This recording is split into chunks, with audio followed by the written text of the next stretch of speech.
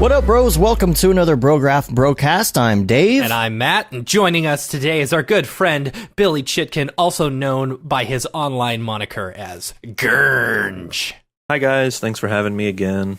And Brograph is a supplement to our site, brograph.com, which is a motion graphics tutorial site with tutorials, plugins, podcasts, and other MoGraph stuff.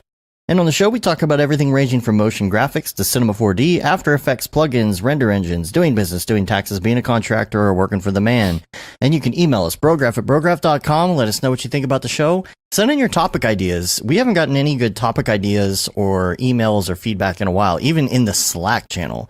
So there is a channel on Slack called come on, guys. We're having to use our own brains in order to come up with topic ideas. I know. Trying to crowdsource a little bit here. Come on. So if you have something, brograph@brograph.com, any stories or any, just tell us if you if you like the show or not. I saw some really good iTunes reviews the other day. I hadn't been down there in a while, and it's pretty fun. It was a guy talking about cracking up to our Zima story. Yeah. While he was mowing the lawn. That was a fun one. Yeah. So everybody send some stuff in. I'd like to hear a little bit back from the audience and kind of get feedback on what you want to hear, because I know we kind of just spew all this stuff out every week. Be slacking. That's funny. So first thing I wanted to say, speaking of Slack, is if you're on the Slack, we have a gaming channel, and a lot of people in there, including us, have gotten Switches. Yeah.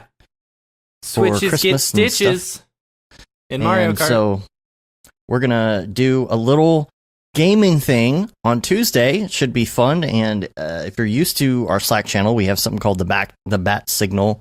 And that's kind of like an @channel notification that you get when we're going live. But now we also have a channel called Bat Signal Gaming. So if you subscribe to that, you'll hear about that. We're going to try and do Tuesday night games. And the first one is coming up this weekend. It's going to be Mario Kart. And then the next week is going to be Smash. When is this again? Tuesday night.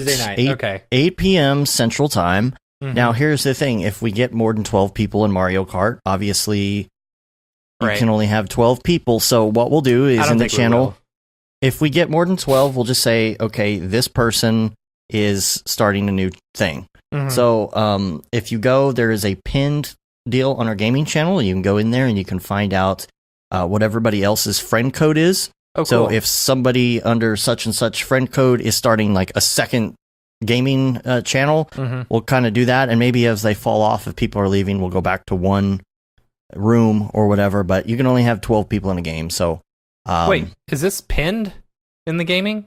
It should be pinned in gaming, yes. Oh, quick. Pinned in gaming. Cool. Yeah, that's if you're on the Slack, though. Like, if you're on the Slack, you got to be a member of the Slack to get all this info. But if you can't get on the Slack right now because it's closed. Right. But like we said, if it's something where you really want to get in, you want to join in on the gaming, just email us. Yeah. We'll get you taken care of. Hit up one of us three. We'll get you in. Yeah. Yep. So is that thread still there? I hope that thread's still there. I see Switch player code thread. I see it, but then it doesn't come up. Click on it. I don't know why. I thought it didn't disappear if it's something that is pinned. I thought so too. Yeah, me too. We might have to do that again, but right. I don't know. We'll figure that out later. But let's talk about some other things. First of all, this is just random, but you used Adobe Rush this week. Oh, yeah. Yeah, I did. Here's what's stupid. That's kind of cool. Here's what makes me mad. Apple, you're stupid sometimes. Most times. Just real quick for reference, that's the mobile phone editing, video editing? Yeah. Okay. Yeah, it's the one from Adobe. Gotcha. It's basically... There's a desktop app too, but they sync together. I didn't know that.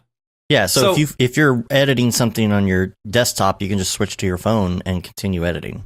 What's super dumb is, so I went through and I exported out this fun little animation of my zombie Abraham Lincoln doing the Thriller dance, and I wanted to send it to a buddy of mine who helped us out on this thing a long time ago.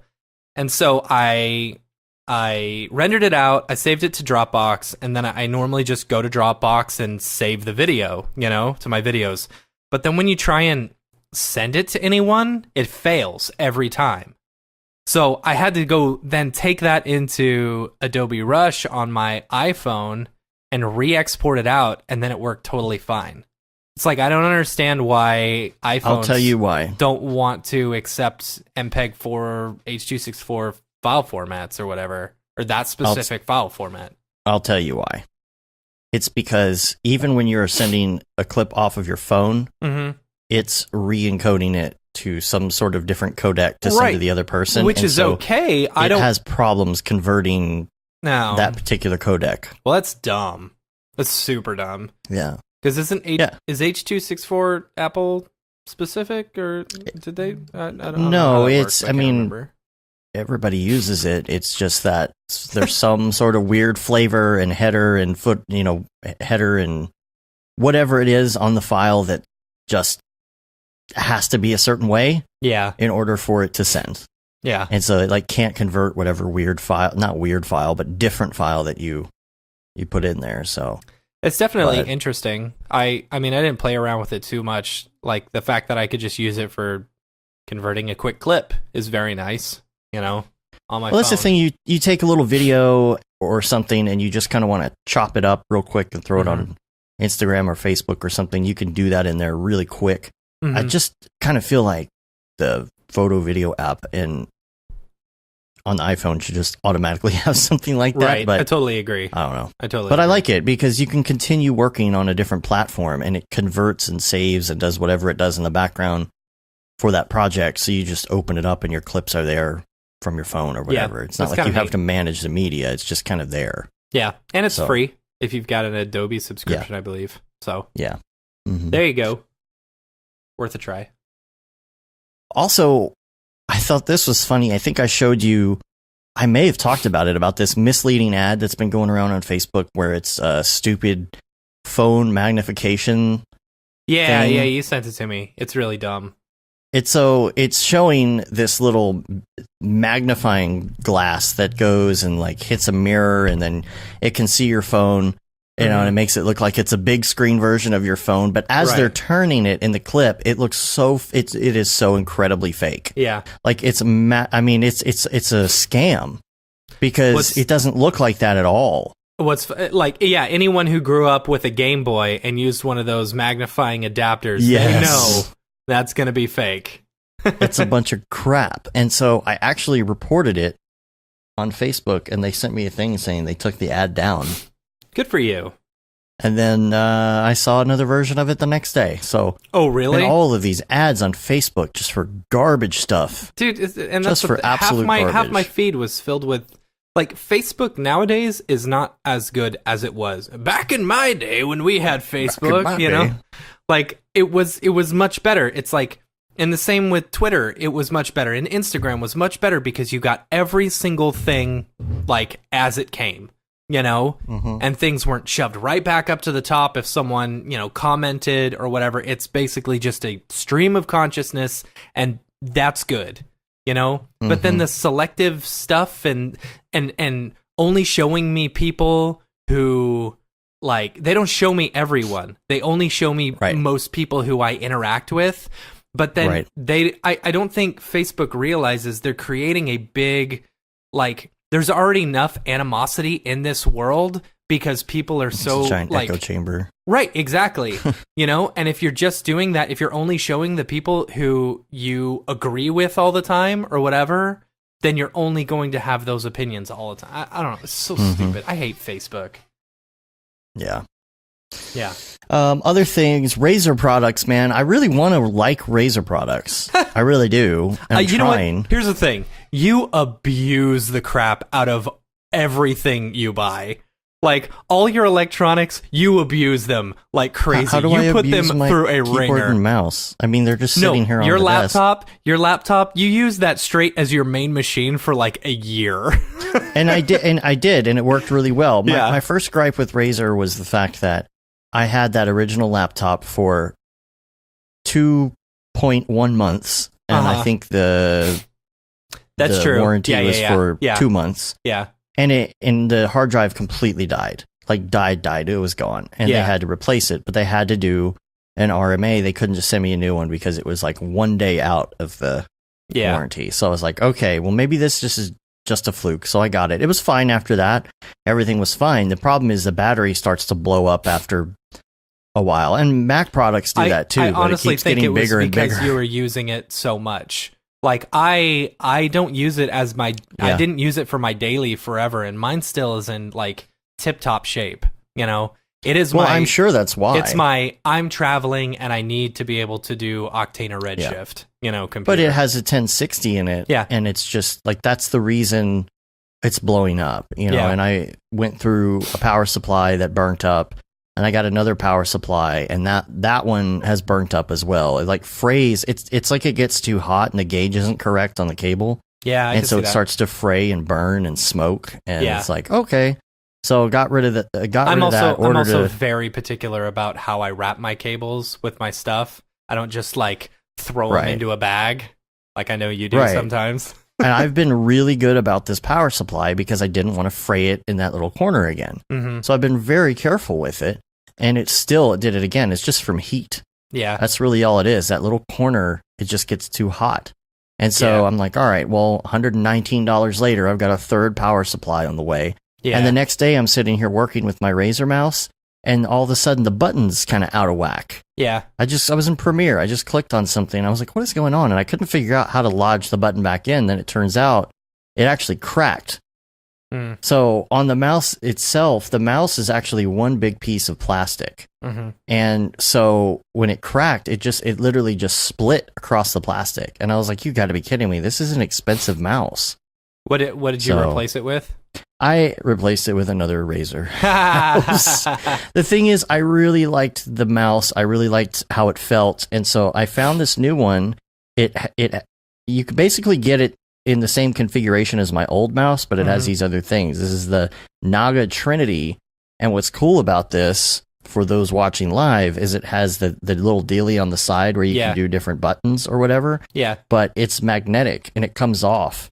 And so you have all of these different sides that you could just plop on. Like, I mean, it's really for gaming, but you could yeah. use this to create shortcuts. I saw you know? that. Yeah, I was a big user of the Naga style mouse. Pre Mograph, I was way too into World of Warcraft, and having all of those buttons, I blew out probably 2 or 3 of those mice. But that's because I'm clicking tens of thousands of buttons a night over the course of Right. a few hours, and I'm doing that for months on end. So of course the thing's Mhm. gonna give out. Loved the mouse. There was almost no functionality like it on any other, like Logitech, Corsair. The story's different nowadays, but from Mhm. 09 to like 2012 or whatever, it was the only mouse like that. Uh-huh. And then they came out with the different shaped ones. The one that you use is the grid of 12, which I like because more buttons equals more shortcuts. Mm-hmm. Mhm. But they also had the Hex, I think, was like a circular 6-button dealio, and then there was another one with maybe like 2 or 3, I think. 2, yeah. There's this one here with the 2 buttons. I don't know if you can see the 2 buttons. And then this one, the circle, this is what was on my old mouse, but it was Mhm. permanent. You couldn't Yeah. swap it out. Oh wait, Yeah. so That's are kinda those fun. all adapters that you can swap out? Yeah, you could put Oh, any of that's these neat. on the That's thumb. super cool. Yeah. And instead Yeah, of it's like $75 for this mouse. It's not too bad. instead of that's not them bad at all. being entirely separate mice, because the Naga 12-button one, once they started coming out with these multiple versions, that became like $100 SKU or whatever. Mhm. Yeah. I think the last one that I bought in maybe 2014 was about that much, and I wound up buying it off of eBay because I think at some point they switched the model. There was like the very curvy, sort of more elegantly shaped one, and then at some point they updated it and they got a little bit more like blocky, sort of chunky shaped. Mhm. I liked the old style, and it just eventually it became too hard to find. And I've since switched to the vertical, like ergonomic mice. Oh, The ones geez. that, like, yeah. How do you Is- like you know, that? I mean, I need to use it because of my like forearm and wrist. I get the feeling that tennis elbow people describe. Okay, yeah, I can know, see that. I'm like trying it out with my hand, and that feels like it could be a lot better. Yeah, so just, I mean, I can demonstrate it real quick to camera. So like when you hold the mouse and you're using it, hopefully it's Yeah. like you're more like this as opposed to a mouse like this. Mm-hmm. Mhm. You're more like kind of this guy. It's like And a that's 45 degree angle. Sideways. Or, Yeah. Yeah. What is the tennis elbow thing? What is the pain you're talking about? In So- the elbow? You're like, Yes. I've had this my Or whole is it- life. So No. like as you get close to your elbow, like if you just hold your arm out and you do like a finger clench motion, look at your elbow all the way, and you'll see the tendon, or maybe you may or may not be able to see the tendon or the musculature actually sort of moving. It's right at the kind of the corner of your elbow, where all that stuff kind of connects back up, along your forearm. And I mean, I'm only 27, but I've been using a computer virtually all my life. Yeah. And, regardless of my age, I've put in enough miles and enough hours on the computer that this is something that I have to contend with. And Right. Older you get. yeah, and I know there's like finger stretch exercises, and there's a little bit of physiotherapy that you can do to kind of stem this off. Which, if you are a listener and you're starting to get cramped up mouse hand, but you don't want to switch to a Wacom tablet, I would look into the vertical or ergonomic mice. I have a cheap one because I bought it like a year ago, and I was like, I don't know if this is going to work or not. I only wanted to buy like a $20 one as opposed to getting a nice like $80 or $100 one. But seems like I might want to upgrade to a nicer one. This one uses like AAA batteries, which is just really? a complete. I mean, it's that cheap. Yeah. It's kind of a pain. At this point, I have like a stack of dead batteries on my desk, and I actually had to switch back because we just got a snowstorm and I ran out of batteries. Oh, that's funny. And I haven't wanted to leave the house because it's under 10 degrees Fahrenheit. Yeah. No, thank you. So I've been using a regular mouse for all of 48 hours, and I can feel my elbow. Like I can feel it already. So I've got go ahead. I've got the Logitech G703. Like, I really like this mouse, and like it's coupled with the Power Play. So it's like the pad. Oh, the mat. The mat. pad that is a wireless charger. And like I didn't like it at first, but then once I actually I couldn't get it to work well. Then I realized that you have to actually like set it up and like tell it how you work. Calibrate it. Yeah, calibrate it. And once I did that, like I haven't even it's amazing. My only gripe with it is the way I hold it, it's like this part right here at the end is wearing away because of where my pinky goes. Oh, which weird. is pretty funny. Yeah. I should look at my old one and see. Who was it? S76 Motion Graphics said, why don't you use a graphics tablet? I think, like me personally, I tried a graphics tablet for quite a while, and I really made myself use it, and I used it for almost a year. And I understand why a graphics tablet is good and why it can be beneficial, and I really liked it in certain circumstances, but there were also circumstances where I felt like it was slowing me down. Yeah. Because I'm so decent with a mouse just from doing it my whole life that there's some stuff I can get done really quick in Cinema 4D. For example, hitting the little traffic light buttons in Cinema 4D. Yeah. For render and editor. And that's so hard to hit with a pen. And I was I really don't like using Cinema 4D with a pen. I just don't. I do. So I went back. I really like using Photoshop with a pen. See, that's good. See, that's a good example. The reason I would have a Wacom tablet, no problem. They're just, a little expensive, and I can't justify the $400 price tag when I can very easily use my mouse, Yeah. I don't know. Yeah. If I had a Wacom tablet, I'd be using it all the time because I really like them. I always have. Have you ever used one, Billy? Yeah, I gave myself, it was between 1 and 2 weeks where this was when I was full time at a studio. There was like a spare one, or somebody went on vacation or something, and I had a period where I could use one without needing to get my boss to like buy it or whatever, which was that was kind of a hard task at the time, and I just didn't like navigating. I use Alt and the left, right, and middle click on the mouse. I know some people use 1, 2, and 3 to move around. I use 1, 2, 3. Yeah. But I mean, I use Alt in the mouse buttons because I learned Maya, and that's how you navigate in Maya, and that's just how I work. And to me that was unnatural. Using because when 1, you 2, 3s.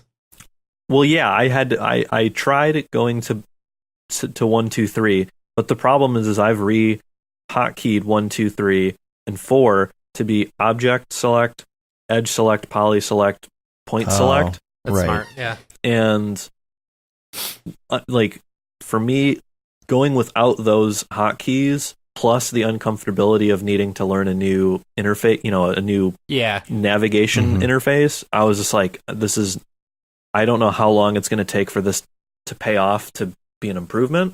Right. It could be, 2 weeks instead of 1 week. It could be 4 months. Who knows? I just decided to kind of go back and I've always used the mouse because I use 1 through 4 to do the selection modes. And then I use command or control 1 to 3 to do solo, like off, cool, single, and hierarchy. I like that. Because, like I said earlier, my background of playing World of Warcraft for 400,000 hours a day, I can hit 1 through, equal sign on the keyboard without needing to look. Like I can hit every single button on the row, and I can do that with certain modifier keys. Like I can hit anywhere from tilde all the way down to the N button if you look at your keyboard. I can hit the whole left half of the keyboard with my left hand without looking, and I can do that with modifiers like Shift or Control or Alt or whatever. And I like how can I function if I take half of that hotkey ability away? Right. Yeah. So. It's a gaming thing. That's why my orbit is backwards all the time, is always reversed in cinema, because I'm used to playing video games that way. Oh, you're an inverted up and down? Yeah. Oh boy. Yeah. That's because Red Faction, when it came out, it was my first person multi-shooter, and it was defaulted inverted.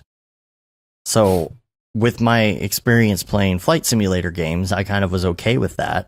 And so I just stuck with that, and it's always been like that. And for rotate, I use Alt. For panning, I use 2, and then for zooming in and out, I use the scroller wheel. So I don't really use 1, 2. I guess I use just 2. I'm just 1, 2, 3. I'm all 1, 2, 3. I really like that I can just use one, like the left click the entire time, and I'm so used to just 1, 2, 3, 1, 2, 3, 1, 2, 3. It's easy to me. You almost forget. Someone asks you what you use, and you have to think about it. I mean, if you ask me which one is which, I don't think I could actually tell you. I just know it. Yeah. I can't either, and I have to teach 20 students a semester like how to navigate in 3D for the first time, because I teach an intro to 3D classes. Presumably, I have to assume they've never touched 3D software before when they're in my class. Right. And that's cool. We spend like one of the whole first days like learning that. I'm like, it's going to take a while. You guys have, they've taken a Photoshop class as a prereq to get into my class. So I'm like, you guys can navigate in a 2D canvas. In Photoshop, you really only just need to hold the spacebar down, and that's like that pans you around everywhere. So I start them with the pan tool, which is the middle click. Yeah. Because I teach them Alt and then 1, 2, and 3, but I also tell them they can use 1, 2, and 3. And yeah, I'm like, they're like, which ones rotate? And I'm like, I don't know. Just hit them for a while until something happens. I have to like stop and like envision myself, like close my eyes, imagine using the computer, or I grab like the keyboard and mouse from their hands and say like, can I drive real quick? And then I'm like, oh, okay. Move. That's what button this is. Or they're like, hey, I'm trying to use the extrude tool or whatever, and it's just like, okay, that's D. That's D, right? Yeah. Because I don't look at the keyboard when I'm hitting the button. I just I know that's how far. Funny because I do. I look at the keyboard every single time I have to hit a keyboard shortcut, because I have to specifically remember, like I am so used to just going up and doing everything, like the only one that I know really well is extrude and inner extrude, Oh, because they have their own dedicated, I call those the hottest keys, because it's like, there's the M quick menu, which has like a bunch of tools. Bunch of stuff. But then, so it's like extrude and inner extrude are in the M menu. I think it's MT and M something else, but I don't know what. No, extrude is just D. Right. but, Inner extrude is MW. well, inner extrude is I. Is it? Oh, Yeah. nice. At least on the default key bindings. That's funny. I didn't know that. But We got to come up with a fun way to remember these shortcuts. Right. Like, we'll do one every week or something. And almost like Your Sesame weekly Street. keyboard shortcut. Yeah. So I'm Brought to you by the letter M for extrude. Oh, that's good. That's or good. I something like like that. that's not really, it wouldn't be the letter M, but you know what I'm saying. That's fun. D, and right? I'm actually a really big proponent of that. I forget the word, but it's when you think of some sort of word or something else to relate something that you're trying to memorize. Moniker? Or no, it's yeah, I don't know. Go ahead. Oh, But there's a term for that. And so, when you're moving something around or rotating in Cinema 4D, there's the axis, like there's the world or the object axis that you can switch between which coordinate system it's on. And W. and that's W, and the icon looks like a little globe when it's lit up. mm-hmm. And I'm like, this is a world. Mnemonic device. Thank you, Mnemonic. Kevin. There you go. Mnemonic that's what device. it is. Yeah, that's Yeah. it. So I'm like, okay, W, it looks like a globe. Another word for globe is world. W starts with world, or world starts with W. Yeah. That's how we remember this hotkey.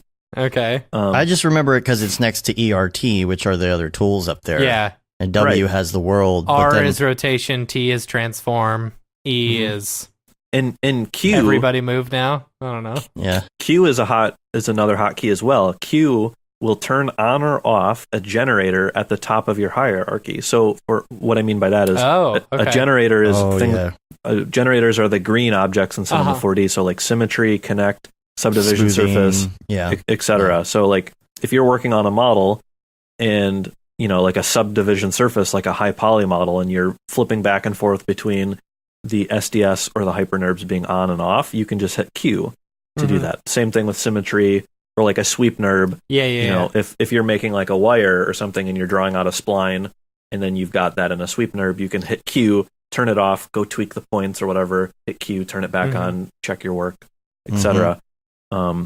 And the L remembered- key, because Sorry, the go L ahead. key looks Yeah. just like the axis Yeah. thing. So the Ah, icon. okay. So Okay. that one's easy to remember. All right. Yep, I say that one. Yeah, this is I call it an anchor point. I know it's I called do the too. axis, but I just say anchor point because my students are going to be more familiar with the term anchor point from Photoshop. Yeah. At least in the Right. beginning, early on in the class, I'm trying to relate as much as I can to Photoshop because that's the only base that I know that they have. Some students may have used Blender or like a CAD program in high school or something, but that's all out of my control. So I relate as much of it as I can. I call it the pen tool, and it's like it's not P. There actually isn't a hotkey for the pen tool. Mhm. But there's like all of those different quick menus. There's M, N, and then U for the different display modes, which are all really handy. And S, which I talked about, I think Yeah. on the last episode or the episode before. S is your best friend.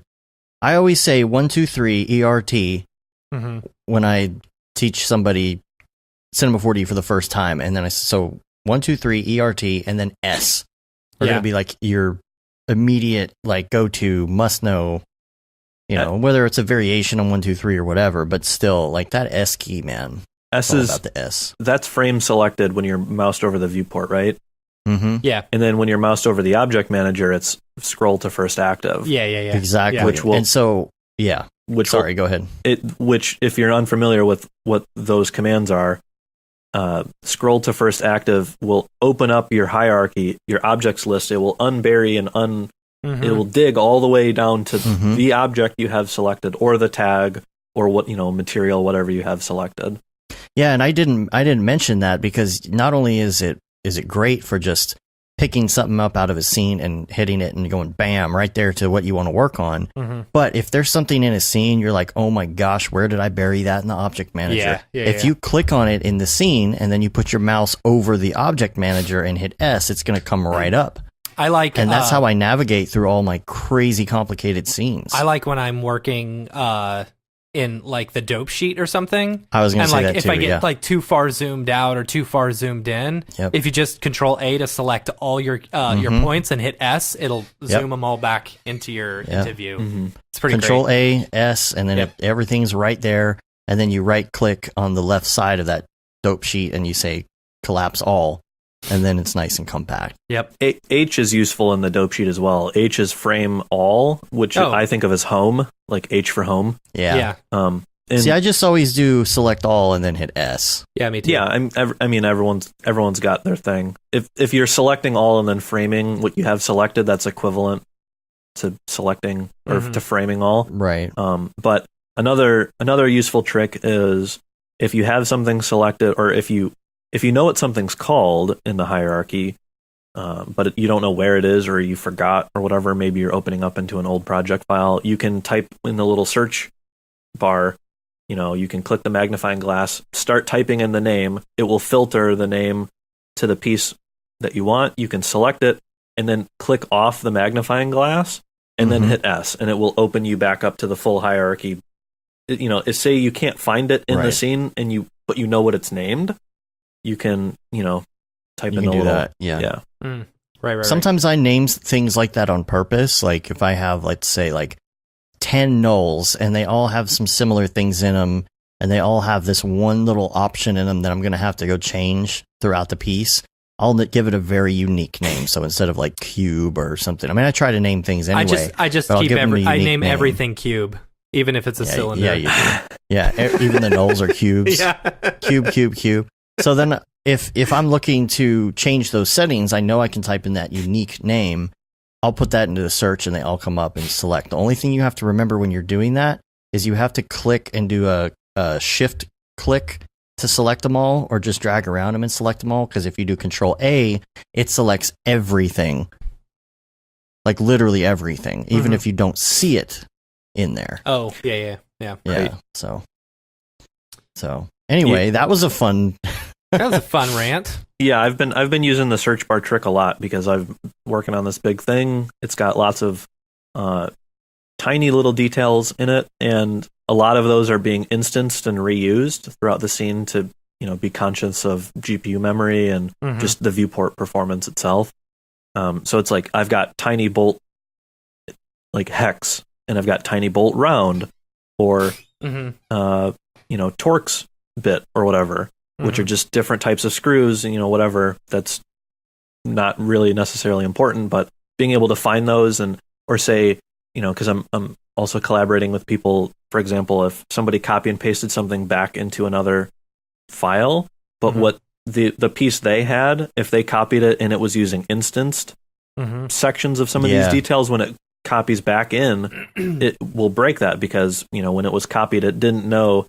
It got copied with the instances, not with the original object. So, Right. The little instance icon turns red in the object manager, and I'm like, oh, okay, I need to go find hex bolt tiny, and then go filter that in my little search bar, select that thing, click off the search bar, and then select my instances and redrag it, back into the little slot.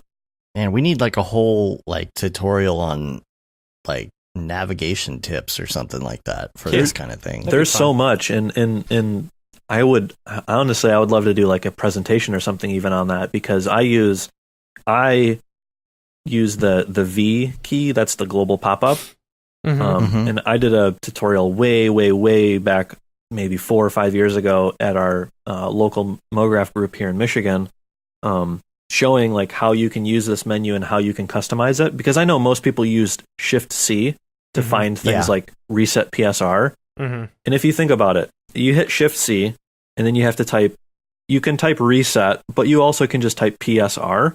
But the tricky thing with that is if you have Signal installed as well, there's a Signal script that is called PSR.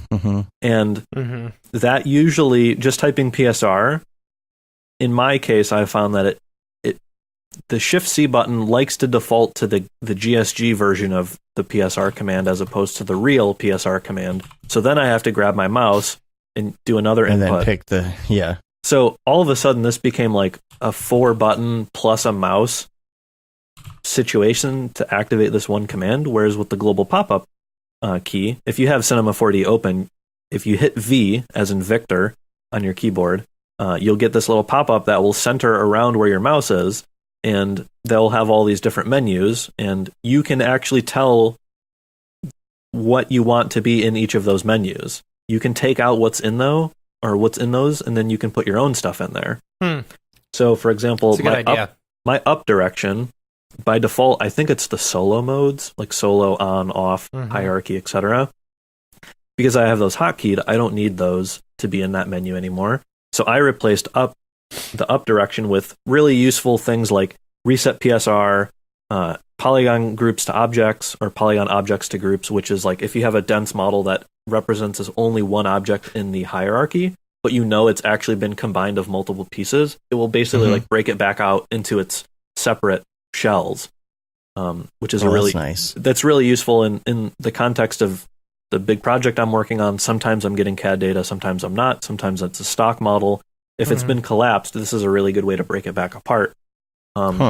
There's another command that's the same function but for splines called explode segments, I think. I forget the name because I just pick it, just in my hotkey. But if you have a spline that is comprised of multiple splines and you need them to be separated or whatever, this will do that same command. So, cool. That's a handful of, these are all really useful things that it doesn't warrant its own tutorial. Right. Oh, what is the explode object? Its own button, sitting there all the time. Yeah.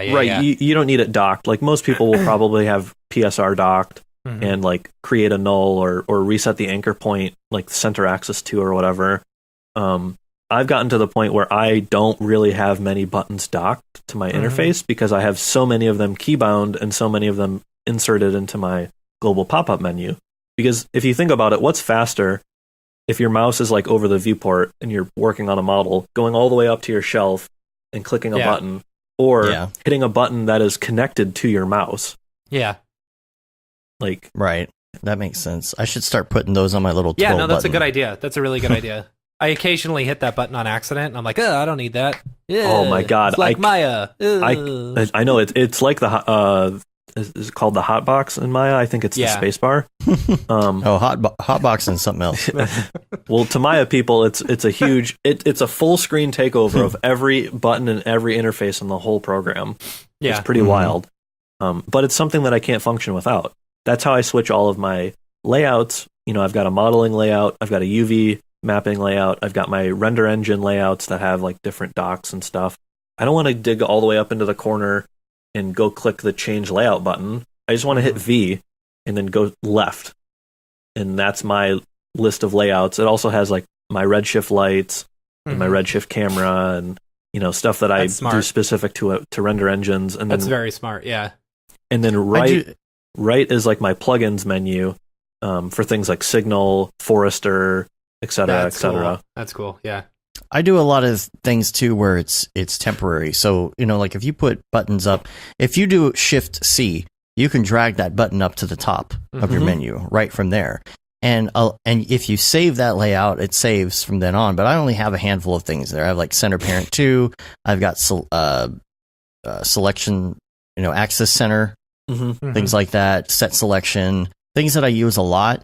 But if it's something, let's say I'm going to use the bridge tool and I'm going to use it a whole bunch in the next hour, for just one project, I'll drag that up there. And then the next time you open Cinema 4D, it's gone if you don't save it. So I do stuff like that where I'm like, you know what? I'm going to use this button a whole bunch of times. I don't want to map it to something per se right now, but I just want it available instead of having to hit Shift C every time. That's kind of a good hack too. Yeah. There's also a number of hotkeys that are found in the right-click menu when you're right-clicking on objects on the objects list, connect objects plus delete, or what's the other one that's kind of similar to it? I think I have to a connect and or delete. Something. There's the convert to a limbic and delete or whatever. There's something else, but current state to object. That's it. That's it. Current state to object, and then connect objects plus delete. I have those assigned to modifiers of the backspace button or delete, because I have a fancy mechanical keyboard where backspace and delete are the same button because I don't have the right section area where your arrows would be. Right. Oh, okay. You don't have the numbers and all that. No, So I've how do you navigate up and down? I've got a tiny little keyboard. Oh, it's so pretty. Tiny. So how do Yeah, you do up, down, left, and right? There are embedded number. If I get really close, I don't know. It's hard to go left. Oh, okay. Underneath. Okay, Yeah. yeah. And so like I hit a button on my keyboard, and then those toggle to be arrow keys, and then I do my arrow key business, and then I hit my toggle, and then it's back to being J, K, L, and I. Is that one of the mechanical keyboards that you can buy or that you can custom build yourself? Correct. Or is that neat?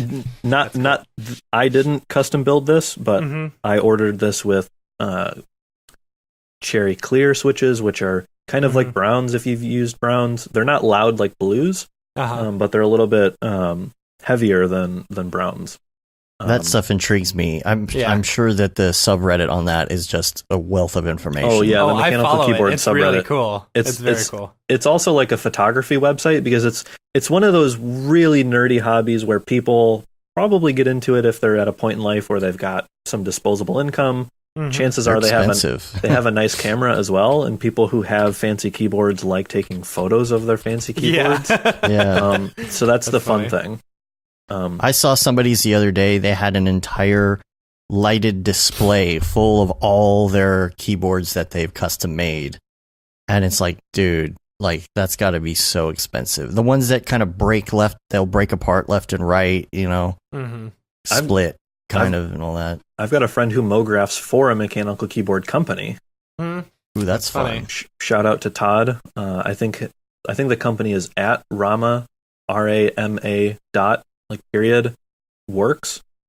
So if they do cool mograph, he's done some animated renders. You know how like nowadays phone animations have like swishy, swirly, flippy phones, and they're doing all that fun stuff like a la Google and Apple. He does that, but like with keyboards. They're pretty dope. That's rad. But this subreddit, geez, it's beautiful. Yeah. But back on the hotkey topic, I was doing a job where I was making basically like a switch panel. It's something I'll be able to post really shortly. We did it a year ago, but I was getting people who are drawing things in Illustrator, laying out circles and stroked buttons and, doing all that thing in Illustrator. They were saving it out, and I was importing those splines, and I needed to develop something that I could quickly, or as quickly as possible, turn all of these into pieces of geometry using the extrude object. So I found a sequence of hotkeys that I liked, because basically you need to take the spline, separate the spline, find the specific spline you want, put that into an extrude object, and then take that extrude object, collapse it down in do current state to object or whatever, and then optimize it. Because if you optimize a cylinder, the caps and the cylinder portion aren't connected. And then once it's optimized, cool, I've got one solid piece of geometry, and now I can model this and I can do all the specific little details that I need to. So I found this sequence of hotkeys that I liked, where it was I do my V global pop-up menu to get to the explode segments, and then I select the thing. I hit Alt-C, which I turned into Select Children, because by default that doesn't have a hotkey. Put that into an extrude object, and then I do Alt plus Delete, which is current state to object, and then Control plus Delete, which is what's the other one? Connect objects plus Delete. Yeah. So it was I did all the sequence. It's I looked like a professional StarCraft player. Right. Hitting 18 buttons in a sequence, but then by the end of it, I got this really nice connected, fully set up piece of geometry that, okay, cool, I can go and do my bevels, and I can add all this, funny. Really detailed stuff that I would need to. But can you macro those though? Can you macro those 3 keys to another key? You could, if you follow my crappy Python scripting tutorial, you could open up the console and open up the script manager, and you could watch yourself doing this sequence of commands and copy and paste that into a new script. Now, I can't guarantee that this is going to work because I only know how to copy and paste Python. I don't know Python. So if there's specific, contrary to popular belief, right? Yeah, contrary to how many times I get added in Slack, I don't know Python, but I love that funny. people have followed the tutorial and hopefully they get something out of it. But yes, in theory, you could boil all of that down into a macro, or you could use a dedicated macro program like AutoHotkey, which is just, that's not a Cinema 4D thing, it's a computer thing.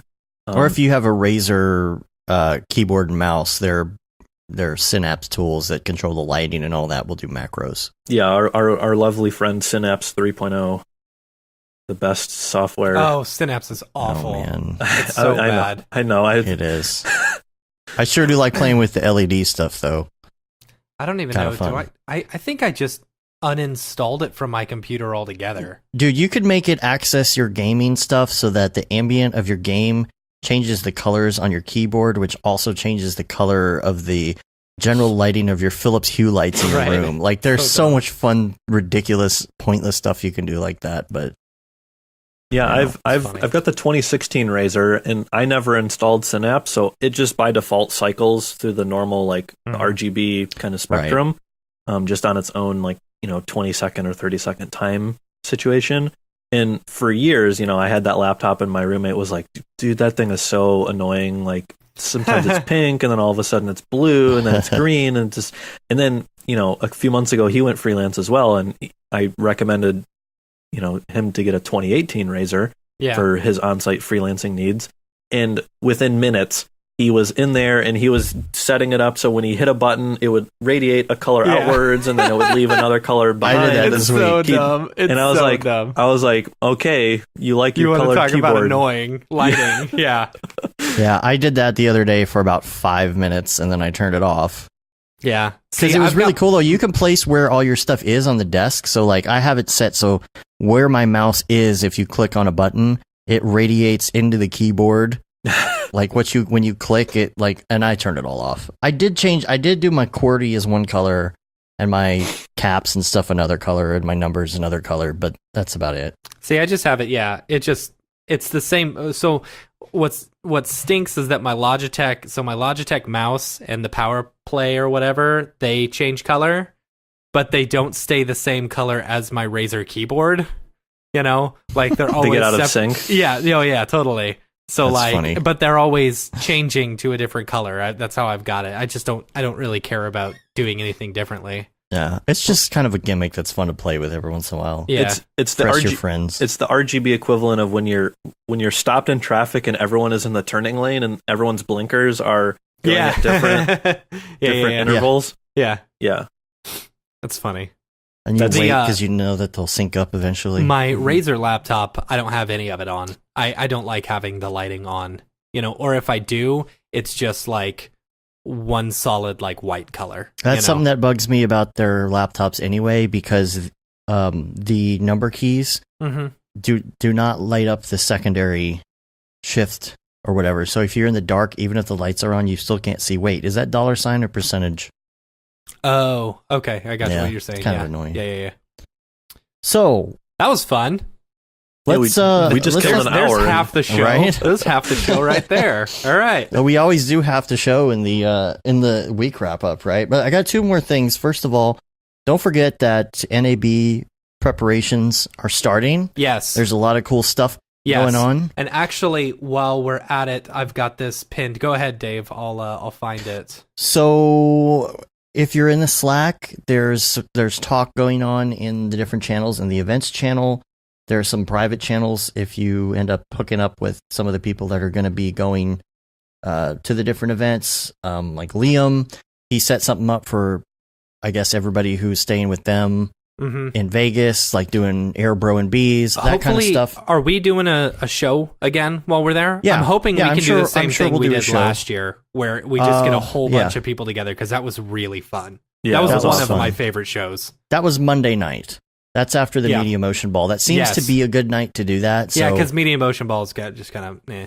meh. You need Yeah. something to come back, Yeah. after. So that's kind of a fun Okay, thing, because so the rest of the week is usually pretty crazy. If but- you're coming to NAB, or if you're not sure, go ahead and do this. Go online and use the code LV, so that's like Las Vegas, 3524 for a free exhibit-only badge. So that you don't have to pay for the exhibits or anything. You can go in, you can talk to the vendors, whatever, and you get in for free. So do that now. Because last year was my first NAB. I was unclear about all the different tiers and all the different packages and stuff. If you're in that boat, an exhibits only badge gets you onto the floor. Yes. And the floor is where all of the different booths are. Yes. That is probably 90% or more of everything to do. You need. I have never paid for anything else. Like, I have only done the exhibit only badge, because you still if you want to go all out and like actually go to classes and stuff like that, that's cool. Whatever. If that's what you want to do, or if your company's paying for it. But honestly, I always used NAB as a way to get up to date to either the newest versions of software, because normally Adobe like updates their software or has new updates coming out like shortly after, where they're showing off the new stuff. So I would always spend my time there learning about the new stuff, as well as seeing what's coming up from all the different vendors. Yeah, So that's pretty much all it is. You don't need anything And other than the exhibit only badge. shoot, I'll tell you the last two NABs. We haven't left the Maxon booth. We haven't left the Maxon booth at all. Yeah. And so, yeah, that gets you on the floor. Look, if you're looking to go to NAB on a budget, that's how you do it. Use a code, get your free tickets, then go to something like Southwest Airlines travel packages and just see what you can get, because Vegas, they just want you to come and gamble. Yeah. So you could get something along the lines of $800. You can get yourself a ticket and a hotel for a week. Yeah. No, the cheapest I found, like if you want to stay on the strip, like you've got ones like all the way at the south end or all the way at the north end that are like $400. That's a round trip and your hotel. If you want to stay slightly off the strip, it can get even lower than that. Now you'll be hanging out at all the parties and all that. Exactly. You don't have to worry about a hotel. You'll have resort fees as well, which I think are normally around $30 a night. A day. A day, yeah. Well, so make sure to keep that in mind whenever you're booking. But you can do Vegas for so cheap, And Dave and I, we've done Vegas for super duper cheap before, Yeah.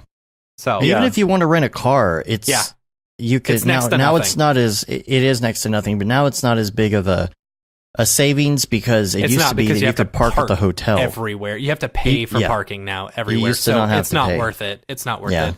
Just take the if you're looking to save some money, you could stay at one of the ones close to the monorail and just take the monorail to the convention center as well, right?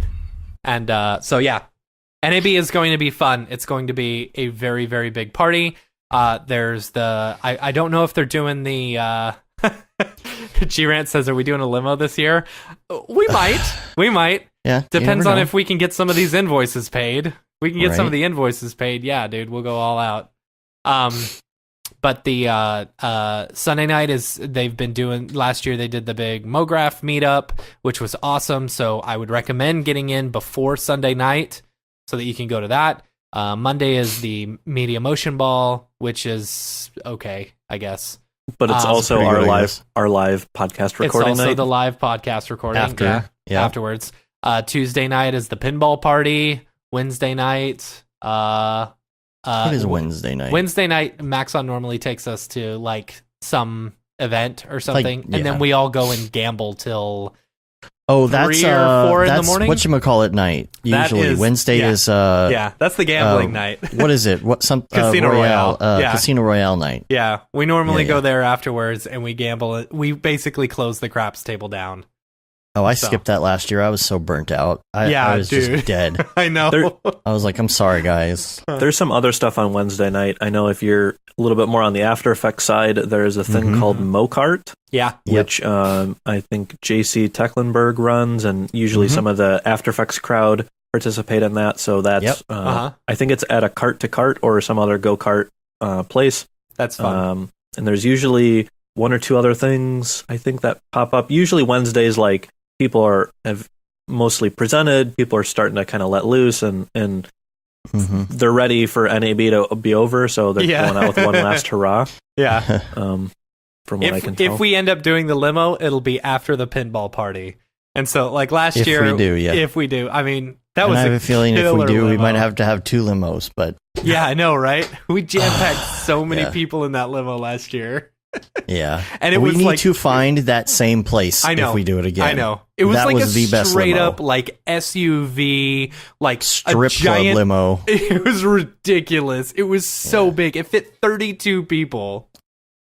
And we Anyway. packed it. We did. We packed it. We did. That But I was think so we much have to fun. plan ahead on the liquor, though, so we don't make the limo have to stop at the liquor Right. store, because that just wastes time. We could stop ahead of time before we go to the whatchamacallit. Yeah. Have Sage get some I know. That was Caribbean rum. great. Yeah. And also, I would like to know, I know some people responded already in the events channel on Slack, is the MDC meetup. They did add Andrew Kramer. I feel like it was a little unclear Mm-hmm. that what exactly was going on, because it was posted that Andrew Kramer is doing this European tour and one of the Right. stops is London, but it doesn't say MDC on it. Right. So Right. even Liam this morning on Monday meeting was like, well, he's going to be doing that the same day as MDC. So I had to go find out the other day. He will be speaking at MDC, Yeah. and that's part of his tour. Yeah. But I just feel like even on Andrew Kramer's video Copilot announcement, they should have said MDC meetup or something, Yeah. so people Yeah, yeah. understood exactly what that meant. But Yeah. I'm excited about that now because Andrew Kramer's going to be there. You know, Yay. Isn't that like next week? Yeah. it is. Yeah. Dave leaves. Yeah. What, Wednesday?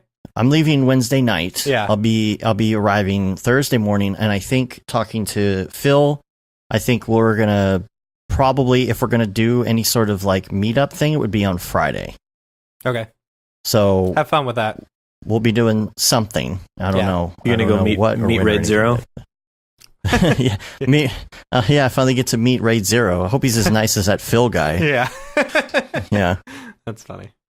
So yeah, so get on the Slack on that and talk to us on Facebook or Twitter or wherever if you're not on Slack, and we'll figure out where that's going to be. Probably post something and say, hey guys, like Twitter, you know, hey guys, we're meeting here tonight. If anybody's around for whatever. So It's a big year for conferences. Yeah. SIGGRAPH is going to be in LA. That's like July, I think 31st to like August 3rd or something in that ballpark. There's also Blend Fest this year, which is maybe that's a little bit closer to the motionographer side of kind of MoGraph as opposed to like photo real or like, you know, C4D kind of stuff. There's also Half Res, which will be, you know, September, October-ish. Camp MoGraph. Camp MoGraph. We don't know Yeah, the that's exact gonna be dates coming. yet, but We'll get back to you on that. yeah. Really excited about that though. super fun. Yeah. So let's move on to some Ravcock. What's your flavor? What's your flavor? Of course, Redshift. I figure we could talk about. Billy, I want to talk to you about this. Like, Okay. it may not necessarily be render engine specific, but I've seen you on the Slack, like being like, why would anyone buy the 20 series, the RTX series, 1080 Ti for life? What was that You know? thing this week? It's like that you've came been out? doing all these like speed tests and stuff like that, and just been kind of hating on the 2080 series, which is something fine with something me. came out though about RTX not. RTX will not support out of core as of right now. Oh, I yeah. can I'm not I can too explain concerned. all of this. Yes, All right, and so okay. that's why I'm bringing it up. Okay, yeah. So me as the man of many GPUs, Right. in the last 12 months, I've owned 6 980 Ti's, 8 1080 Ti's, and now 2 2080 Ti's. So at my office, I've got 2 boxes with 4 1080 Ti's in each one. Those Octane bench at about 800 points in Octane 4. Because Octane 4 scoring is a little bit inflated compared to Octane 3. And then I ran those same benches at home. I replaced my home machine 3 980 Ti's into 2 2080 Ti's. Just due to slot spacing in my case and stuff, I can only work with 3 cards at home at max. And so I decided to give the RTX stuff a shot. If you check out my Twitter, you can find a tweet, or maybe I can send this link to Dave, but I benchmarked all of these hardware configurations. So I did triple 980 Ti, quad 1080 Ti, and dual 2080 Ti in Octane Bench 3, Octane Bench 4, Redshift, official benchmark, and then one of my personal scene files, which was one of my cars driving through a tunnel. Right. Just because I have no clue what a benchmark is really. Right. Yeah. No, I don't know good. how that translates to anything that I do. So I wanted to run one of my own scenes. I posted up all of these results, and I'll say, as of right now, I am very underwhelmed with the performance of the dual 2080 Ti's, and it's important to contextualize that opinion. I am somebody who has been building my own computers for as long as I've been mographing, 7 going on 8 years now. I wouldn't have been able to make it through school if I wasn't able to build my own first computer to learn Maya on, because I didn't have enough money to buy a pre-built computer. I had to scrounge my own money and sell stuff and buy my own parts. So I learned all this stuff kind of dependent of one another. And I believe that if you are really into the GPU rendering stuff and you're able to either build your own systems or swap your own cards in and out, that also means that you can diagnose your own issues. Like if you're getting crashes or you're getting blue screens, you know how big of a power supply, 1,000 watt, 800 watt, 1,200 watt, whatever, you know how many cards can run on X configuration of hardware. Somebody who builds their own system can know all of this information, presumably, and they can then service their own machine. So I am a really big advocate of people in this camp buying used graphics cards. Yes, you are. The reason that I've owned as many graphics cards as I have in the last few years is because I have no aversion to buying a used graphics card, even one that was crypto mined on. Yeah. And this is because this is an important thing to realize. Most people who mine crypto undervolt their cards. They run their cards in open air configurations at lower than stock voltage because of the way that solving cryptography codes, solving the blockchain, quote unquote, the way that works doesn't need high GPU power in the way that us rendering artists want to leverage GPUs.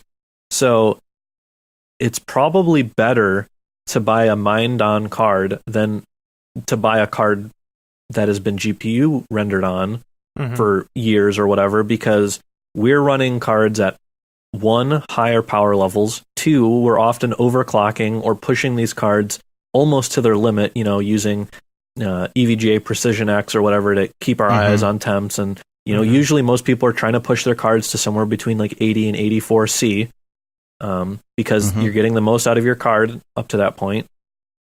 And the cards are being power cycled on and off constantly, right? Every time you fire up the IPR, it runs for a little while, and then you go stop it, for a couple minutes or half an hour or whatever that night, whatever.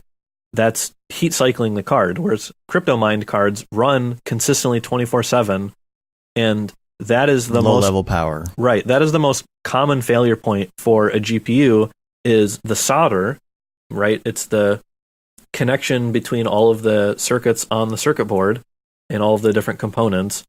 That heat cycling, in a certain sense, you can think of it as like boiling that solder. That's why if you're familiar with like the Xbox 360s, they would always die, and people would call this thing the red ring of death.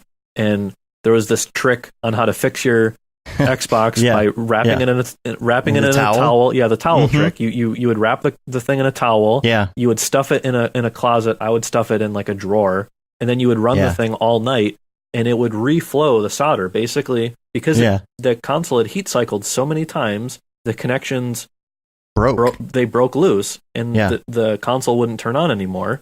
And the process of you overheating the console so severely with the towel trick method, it would re-bridge those connections, because the solder would basically re-liquefy, and then once it cooled, it would reestablish the connection. That's really funny. And this is an extremely well documented thing. You can look up, Xbox 360 towel trick, and it will explain to you what this process is. Now, I'm one of those lucky people that still has a original 360 that still works. But I've told other people about that trick before, and they've done it, and it's worked for them. No, I don't want to say that this is an exact one-to-one comparison with GPU rendering or crypto mining, because that is a console, has a lot more limited cooling capacity than a big old, honking graphics card with multiple fans. But it's along the same lines of what is going on a hardware level. Someone said, sounds like a house fire risk. Yeah, no, it certainly was. But yeah, don't do this with your don't wrap your graphics card in a towel. Yeah, no, I mean, well, thankfully you can't even really get it to work in such a configuration unless you're stuffing towels into your computer case. But anyway, long story short, I am confident when I say that buying a used graphics card, the most you have to worry about is the fan bearing going out, because the fans have been spinning for however many hundreds of hours over the lifetime of the card. And that's actually a really easy fix. You can usually buy the fans either online, or you can buy a card, like a 4 parts card, or maybe just buy the cooler itself, pop the fan out, pop a new one in. If you get an issue where the fan stops spinning, or it starts rattling, or making a bunch of noise because the fan blew out, not the card, the fan on the card. So that's why I like used GPUs. I don't recommend people who need to have a studio computer where they want a full warranty service. They want to call like Dell or whatever in 24 hours. A technician comes out. That's not what I'm talking about. If that's the situation that you want to be in, go ahead, buy brand new not used cards. Get your warranty, do your thing. But if you're like me and you can build your own stuff, you're willing to diagnose your own stuff, go used. Check out eBay. There's also a subreddit called Hardware Swap, which is where I bought. Half my cards are eBay, half of them are from Hardware Swap, and I can get 1080 Ti's for $500 a piece used. It's not as common. It's becoming a little bit more common now because the RTX stuff has been available for a few months now. But when I was starting to look at it, you could almost not buy used RTX cards. At the beginning of December when I bought mine, that was not an option. So I was looking at $1,200 retail for an Asus blower, which is a single fan 2080 Ti model, versus $500 for used 1080 Ti blower models. So that is basically 40%. The 1080 Ti costs about 40% of what a 2080 Ti does. One used versus one new. Yeah. So if you look at the cost of my two 2080 Ti's new, that's about $2,400. I bought them, from a store close to me, so I got charged sales tax. It was about $2,530 all told.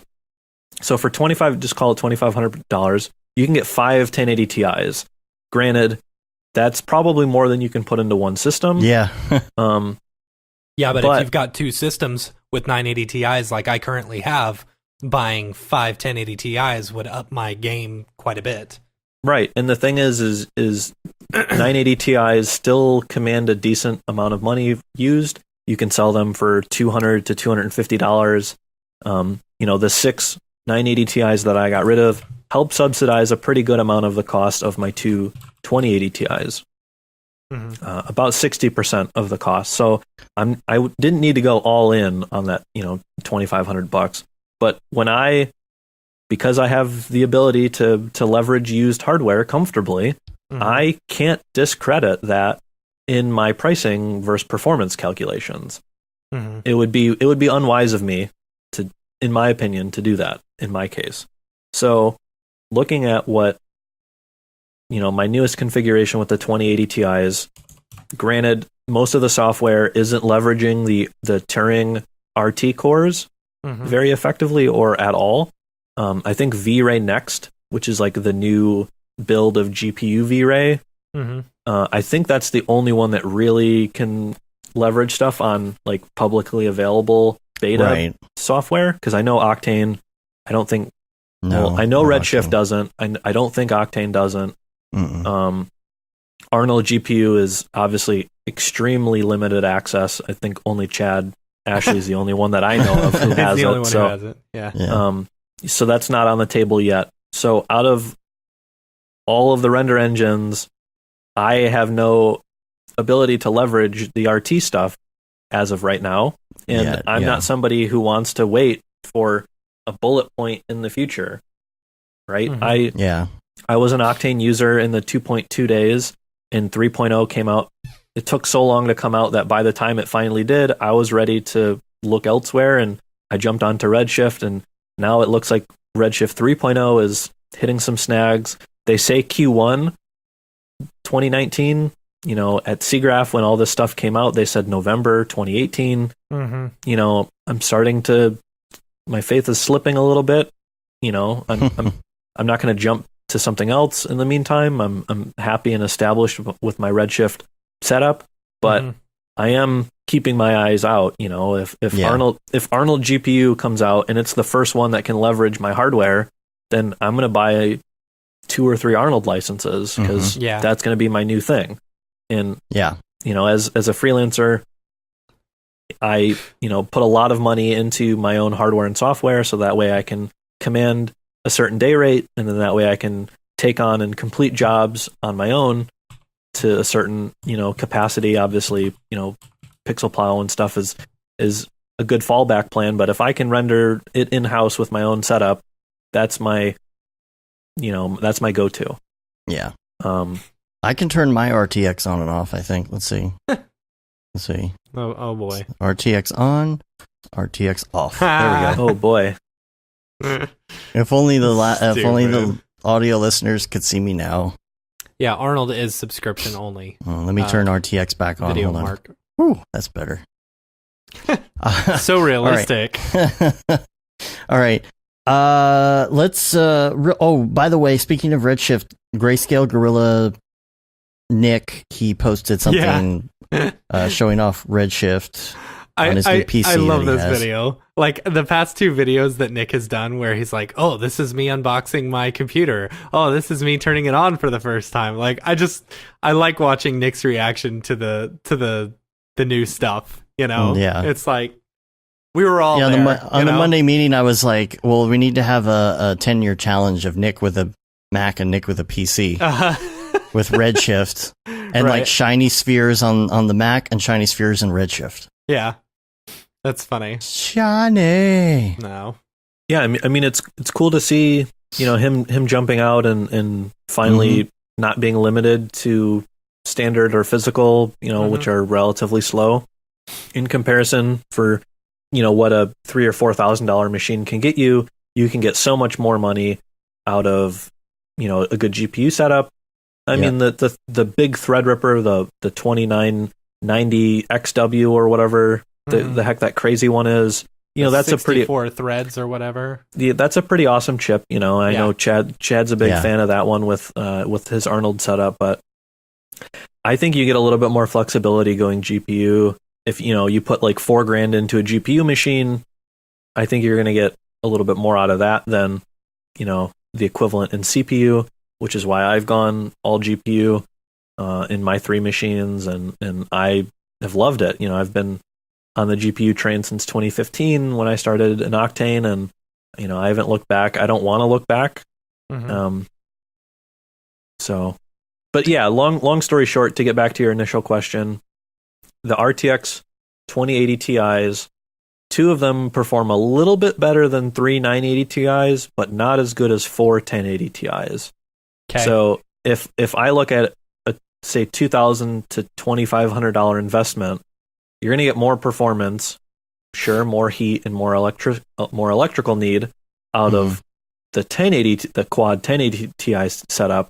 But at the end of the day, most of us want renders to go faster, and we don't care about what other consequences we need within reason, you know, sure.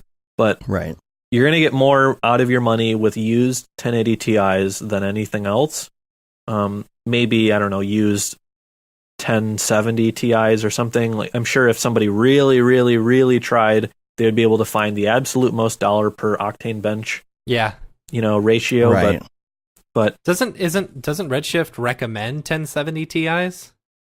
I have no clue. Pretty sure that I saw that as an actual recommendation for them. I know that they recommend a certain amount of CPU usage per GPU, which all of my systems are quad core or higher, which doesn't pose a problem in any of my setups. But yeah, I would say I've been a little disappointed. RTX is still off, to quote the meme. Right. So maybe things will get better when that stuff gets turned on, and we'll just have to wait and see. The Redshift devs said that out of core geometry, and I think even Jules said this on Jules said the Octane side. Someone mentioned this. Hold on, I'll find out what he said. They said that as of right now, the out of core geometry issue on the RTX hardware is an NVIDIA side of the problem. They have leads on working around that issue. I know Jules said he thinks that they can get around that. He says it's all just programming, which you might be able to program around that. Yeah. Right. Yeah. But again, that's that's another thing to contend with. It's like right now I'm in a mixed environment, some 1080 Ti's, some 2080 Ti's. Do I want to set up scenes that can run on both, or it can run on one really fast but not the other at all? Who knows? Right. We're just going to have to wait and see how this stuff shakes out. So I don't know if it's hard to say if I regret buying the 2080 Ti's. As of right now, I'm not happy. I don't know if I should say I regret it entirely. It's just not what you thought it would be. Right. And I kind of knew it wouldn't. I knew it wouldn't be everything that it's claiming to be, because I know even when I bought the cards 6 weeks ago, I knew that RTX was off, quote. Right. But I still expected a little bit. I expected the two 2080 Ti's to match 4 1080 Ti's, and the fact that it was like a third off. Yeah. I was like, I spent more on these two cards than, it cost me $2,500 to get 2 cards. I could have spent $2,000 and got 4 cards and another 25% performance on top. Yeah. And I have the power supplies laying around. I've got my cases lying around. It's like it's literally just the number of cards is the issue. Yeah. So in my situation, RTX was a little overhyped as of right now. We just have to kind of wait and see. I know some of the laptops are starting to come out with the RTX cards. Yeah, I've seen some 2060 or something like that. Yeah, because CES was a week or two ago, and all that stuff got unveiled. So I know the newest Razer laptops are going to start coming with those. So maybe those will be really awesome in a 1-card environment. Those could be really cool. Yeah. Who knows? And Octane also came out with 20 extra Octane DCC plugins for their all access subscribers this week so too. So if you're an all access subscriber, you get a bunch of new ones. You get the Maya, Houdini, Rhino, Blender, Lightwave, I think. Yeah. It's so that's pretty cool. That's cool. Yeah, that's awesome. That wasn't a feature that was supported when I was an Octane user, so it's awesome to see that they've made improvements on that customer service side. And that's what's cool. Ultimately, the render wars became kind of a bit of a meme a year or two ago, and it seems like all the companies have pushed one another. I know we would never be looking. We would never see an Arnold GPU build if things like Octane hadn't have come around, and I wouldn't be using Redshift for C4D if they hadn't made their Cinema 4D Alpha plugin free. When it was still in alpha. Yeah, and I'm with you there. That was that. Well, I mean, because I wouldn't have committed to 3 computers, 3 licenses, just on the drop of a hat to try it. Yeah, right. So it's really cool that they did that, and they've kind of pushed back at Octane a little bit, and Otoy's responded, and it's obviously it's good for all of us. We have to hope that we have to hope that NVIDIA doesn't get too complacent, because AMD is really no competitor to them in terms of what we do as GPU rendering artists. Right.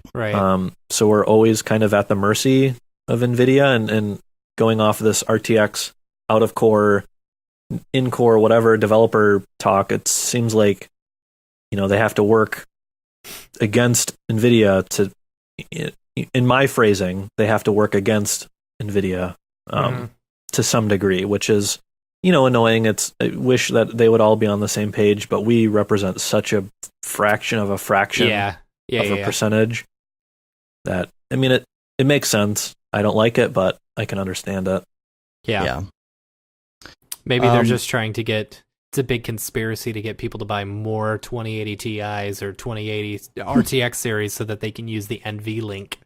Well, they want us to be buying Quadros. Yeah, they do. That's what they want. When I told people on the SIGGRAPH show floor at the NVIDIA booth that I have multiple computers with GTX 1080 Ti's in them, like 4 in each computer, they were like flabbergasted. They're like, "What in the like? Were you born on Mars?" Yeah, it's like, no, we want CUDA. We don't want the I'm not doing genome sequencing. Right. I'm not calculating bridge collapse physics, so I don't need double precision floating point calculating or whatever. It's like, give me the ability to overclock or control the temperature in the fan of the card so that I can run my stuff comfortably for the periods of time that I need to, and make the card as fast as possible. Yeah. I don't care what label you put on it. I don't care what driver you make me install. Be interesting if they did a graphic designer's version. Right. Not a gaming card, not a generic card, but yeah. just for 3D rendering. Yeah. I don't know. It'd be interesting. But yeah, they were blown away. They're like, you call yourself a professional and you aren't using Quadro cards? Like, what? I'm like, no, I can't afford trying one to Quadro. Shame you into spending more money. Yeah, it's like, what does it help? Like, it's like, okay, well, convince me that it's better. Yeah, I would rather have my I would rather have my 8 1080 Ti's than 1.5 Quadro, whatever the hex. Yeah. Yeah. That's funny. Yeah. Convince me I'm wrong. Yeah, that meme. Yeah, the meme. The guy at the lemonade stand or whatever. Cover art. There's table. our cover art. Someone in the chat room make us our cover art. What is it going to say? It's going to say 1080 Ti's is better than 2 Quadro cards. No, it's got to be about graphic designers though. It's or motion. GPU I used. I don't know. What would you say? I mean, in my opinion, the guy should say RTX is overhyped. Prove me wrong. But that might be. I don't know. I don't know how hot of a take that is. Maybe GPU. Let's say GeForce over Quadro. Yeah, Quadro for professional use for a GPU rendering. Prove me wrong or something. Right. Somebody come up with it. If not, I'll make it. It's fine. But tell us about your place that you just opened and how that's all working. Yeah, so I mentioned when I was on my GPU rant about having an office where most of my cards are. So yeah, I, alongside with 7 of my other best friends here in the state, we came together and we lease an office. We're all freelancers or remote staff workers, and the 8 of us, share an office. We all have our own desks. We've got a little couch area, a little dining area. It's like having an office. We all work out of it when we're there, and we're not working on site. It's really awesome. It's everything that we wanted out of the experience. The primary 6 of us have been friends since we all kind of graduated from school like 4 or 5 years ago. And it was something that we wanted to do. And enough of us have gone freelance in the last year. And another one of our friends, Julie, who runs our local meetup, she was looking to kind of get an office or some sort of situation so that she didn't have to work from home alone. And, it all made sense. There was enough of us who are on board. We have a location. We're in a building that actually happens to be underneath the office that Gunnar works in. They're a super rad studio that a handful of us get to freelance at from time to time. They also have another company down the hall that some of us work at, and so as a hub, it's really cool that so many of us get to go into, we get to go into work, and if we're not in the room, we're in the building, hanging out, and it's a blast. There you go, Dave. I just sent you the meme. I said consumer GPUs are better than Quadro cards. Changed my mind. You gotta say for GPU rendering or something. Eh, Where'd who you send it cares? to me? In the dingus or In something? the dingus. Or- Yeah. It's just a simple one. All right. Sweet. Holy compression, Batman. Holy compression. Holy compression. There you go. I'll bring it up. There you go. Consumer GPUs are better than Quadro cards. Changed my mind. I think it needs to Who it cares? should say for GPU rendering. All Changed my right. mind. Or you can just say consumer GPUs render better than Quadro cards, just All right. for There you brevity. go. Yeah. There you go. That works. Yo, what up, Todd? Hey, Some yeah. double mark going. Todd in the chat is one of the St. Vincent family. That's the name of the building. It's actually an old school. It was like a religious middle school, like in the 60s and 70s. So the hallways are all filled with lockers, and the bathrooms say like boys and girls. And like each different room has, you know, the sign like it was the homemaking room or it was the biology room or whatever. Yeah, it's a really awesome. It's in a cool location, and the landlord is super reasonable with what he charges. We split it 8 ways, and since we're all friends, we've priced it in a way that we can make it work, and you know, it's not like one of us is profiting, you know, off of the others or whatever. We're running it just at kind of the baseline where it's as cheap as it can be, but it's got everything that we all, you know, want and need. And, you know, if people want to pitch in, you know, coffee maker or espresso maker or whatever, you know, people are free to bring that stuff in. And, yeah, I mean, it's been fantastic. We all want to push to work more there and less on site because, you know, a lot of our clientele here in the Detroit area are, you know, still big ad agencies, which kind of run off the old model of, you know, 400 million people work under one roof, and there's a cafeteria, and everyone has their own offices, and, you know, they don't know what Slack is, and, you know, that whole setup. And some of that stuff can be frustrating from time to time. Going into that environment where you don't have your own gear, you know, is never fun. Especially with some of the stuff that we have to do, you know, you almost can't. Yeah. So. And Nick Campbell says, hi, Billy. Oh, hey, Nick. Hey, man. Yeah. So, we had a, you know, big Christmas party that Gunner threw, and, you know, we had some people come by. It's just such an awesome setup that we're all really happy with it. And, I know some stuff is expanding within that building. So if by some small chance you are in the Metro Detroit area and you don't know of me, reach out, and it would be awesome to get more people involved, for anyone listening. Cool. You've got some projects and stuff that I think eventually, we can't talk about right now, but I think eventually you're going to do a breakdown of too on the stream. So that'll be fun as well. So can't wait to see that.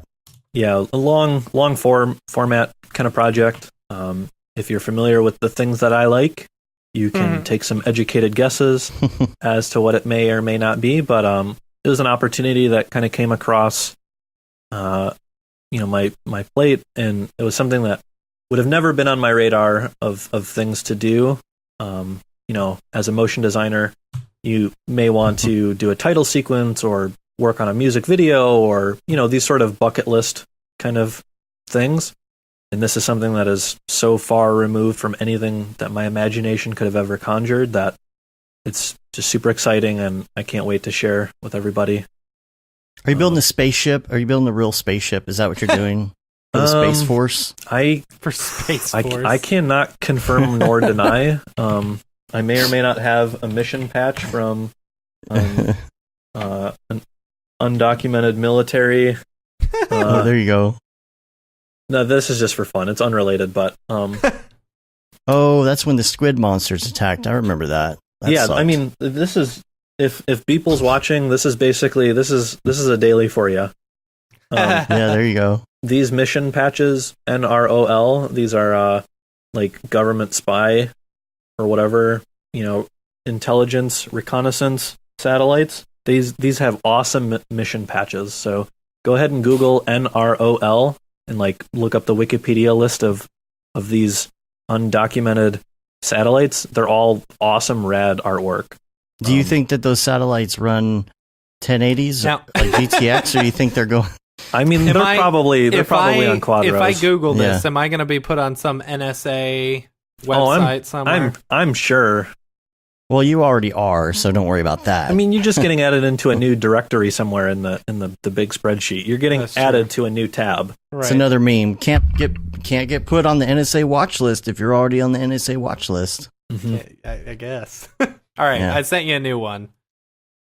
It says consumer GPU. Oh, you did? Something, yeah. Okay, cool. Consumer GPUs render better than Quadro cards. There you Prove go. me wrong. Prove me wrong. Prove me wrong. Oh, look, I've got a children. LinkedIn request. Look at that. I got one just before the show started. Yep. To bring it full circle. Always. So, another thing that you had here, we don't have too much time left because I think Matt has a heart out. I but- don't. It's Oh, you MLK don't? Day. No, I don't have to Oh, pick up that's my right. kid. That's right. Yeah. Oh, okay. He's already here. Cool. But Heck let's yeah. talk about new year, new reel, and Yeah. new you. Mm-hmm. Yeah, so like most people, a new year's come around, and I've got I made it at the tail end of last year, November. Yeah, I've got a relatively fresh demo reel out. When I went freelance, I set a goal for myself that I wanted to make a new reel every year for 3 years and not have duplicate work carry over from one year into the next, Okay. which is, it's a lofty goal. It's hard But to do. it's something that it's Yeah, doable. I'm still using stuff from like 6 years ago. Oh, and I totally did. The reel that I cut when I had gone freelance, that was a culmination of personal work from 24 to 18 months leading up to going freelance. So Mm-hmm. I definitely know how long it can Damn, take dude. to generate pretty solid work. This is so And- good. This Thank reel you. is so good. Thank you. Yeah, and Is thankfully this I've on your site? I need to put that in the show notes as well. The editing on this is fantastic. Like the fact that you like you used so many of the accents and the music and everything in order to on the edits. Oh, so good. So good, dude. This Thank is you. a Yeah. really good reel. Thank you. No, and that was all an extremely conscious effort. The editing process, sitting Uh-huh. down for, I did the first rough cut in probably 2 days, and then I refined it for a whole month. I kept making new work, Mhm. little shots here and there to drop in, and just sequencing stuff around, kind of play testing it for people in my office, saying like, hey, how do you like this cut? Workshopping it, Mhm. like any artist ought to be honing their craft. I put that much work into the reel, and Uh-huh. I always like doing that. Playing up to the musical cues is pretty important, and I guess alongside of that, finding music Mhm. is pretty important. It's extremely Yeah. important for a demo reel, and I can expand upon my process. Was when I work, I listen to a ton of different music, but one of the genres of music I do like to actively listen to is kind of the genre of music that my demo reel would fall into. Yeah. And in doing that, on Google Music or Spotify or SoundCloud, whatever music player you like to use, keep a list. You can just write it down on a document or Mhm. make a playlist and favorite playlist, yeah, like whatever. possible real music. Yeah, and As your, anytime Just something Tokyo catches you, Megaplex. That's all Tokyo Megaplex. I mean, Right. yeah, it's certainly definitely not a bad option, but that's going to lead into my next comment of once you've established a couple contenders for music, try reaching out to those people. And actually, that's exactly what I did. I stumbled across this track by an artist named Knives on SoundCloud. I never had heard of him before this. He might have a few hundred or a few thousand followers. He's not a massive, unapproachable, a Kanye West or a Beyonce or whatever. Mhm. Obviously, artists can get to a certain point where you have no hope in hell of Right. ever actually getting direct contact with them, or a legal representative of them, whatever. But in this case, I found a small artist who I could reach out to directly. I DM'd him, literally DM'd him on Twitter. I was like, hey, this is probably a weird request, but I want to ask you for permission to use your reel or use your song on a demo reel of mine. I linked him my, at that time, year-old demo reel. And he was like, okay, cool. Your work seems pretty good. Are you open to collaborations or anything else in the future? And, I offered to, make like some little Instagram work for him or whatever. He didn't take me up on it, but he did give me permission to use his track in good faith. Nice. I know Vimeo has kind of cracked down on DMCA takedowns and stuff. They're probably facing the same sort of issues as YouTube as they continue to grow and maybe more money tries to pour into their business model. I understand. But there's a lot of tracks that are actually considered YouTube safe, and you can actually search. They have a search tool. You can see. Yeah, if there's a track you like, you can, as long as you're not running ads on that, you could use it without it being taken down. Yeah, I'll research that sometimes ahead of time. Yeah, you certainly can do that, or you can get royalty-free music. It's just the genre of music that I like, that I want my demo reel to represent, because I feel that a demo reel is a representation of you as an artist. Like, if you watch my demo reel and you don't know who I am, you immediately get an understanding of some of the work that I like, and it's very, I don't want to say well thought out, but there's a lot of care and attention put into the editing of the track to sync it up to the music, which reflects itself in, how meticulous I get when I'm either modeling or texturing something. That subliminally, all that is kind of present, and I think that is apparent in anyone's demo reel that you watch. If they're at a certain level as an artist and they're aware and cognizant of these sorts of things, effort has been put into every aspect of a demo reel, and that reflects that person.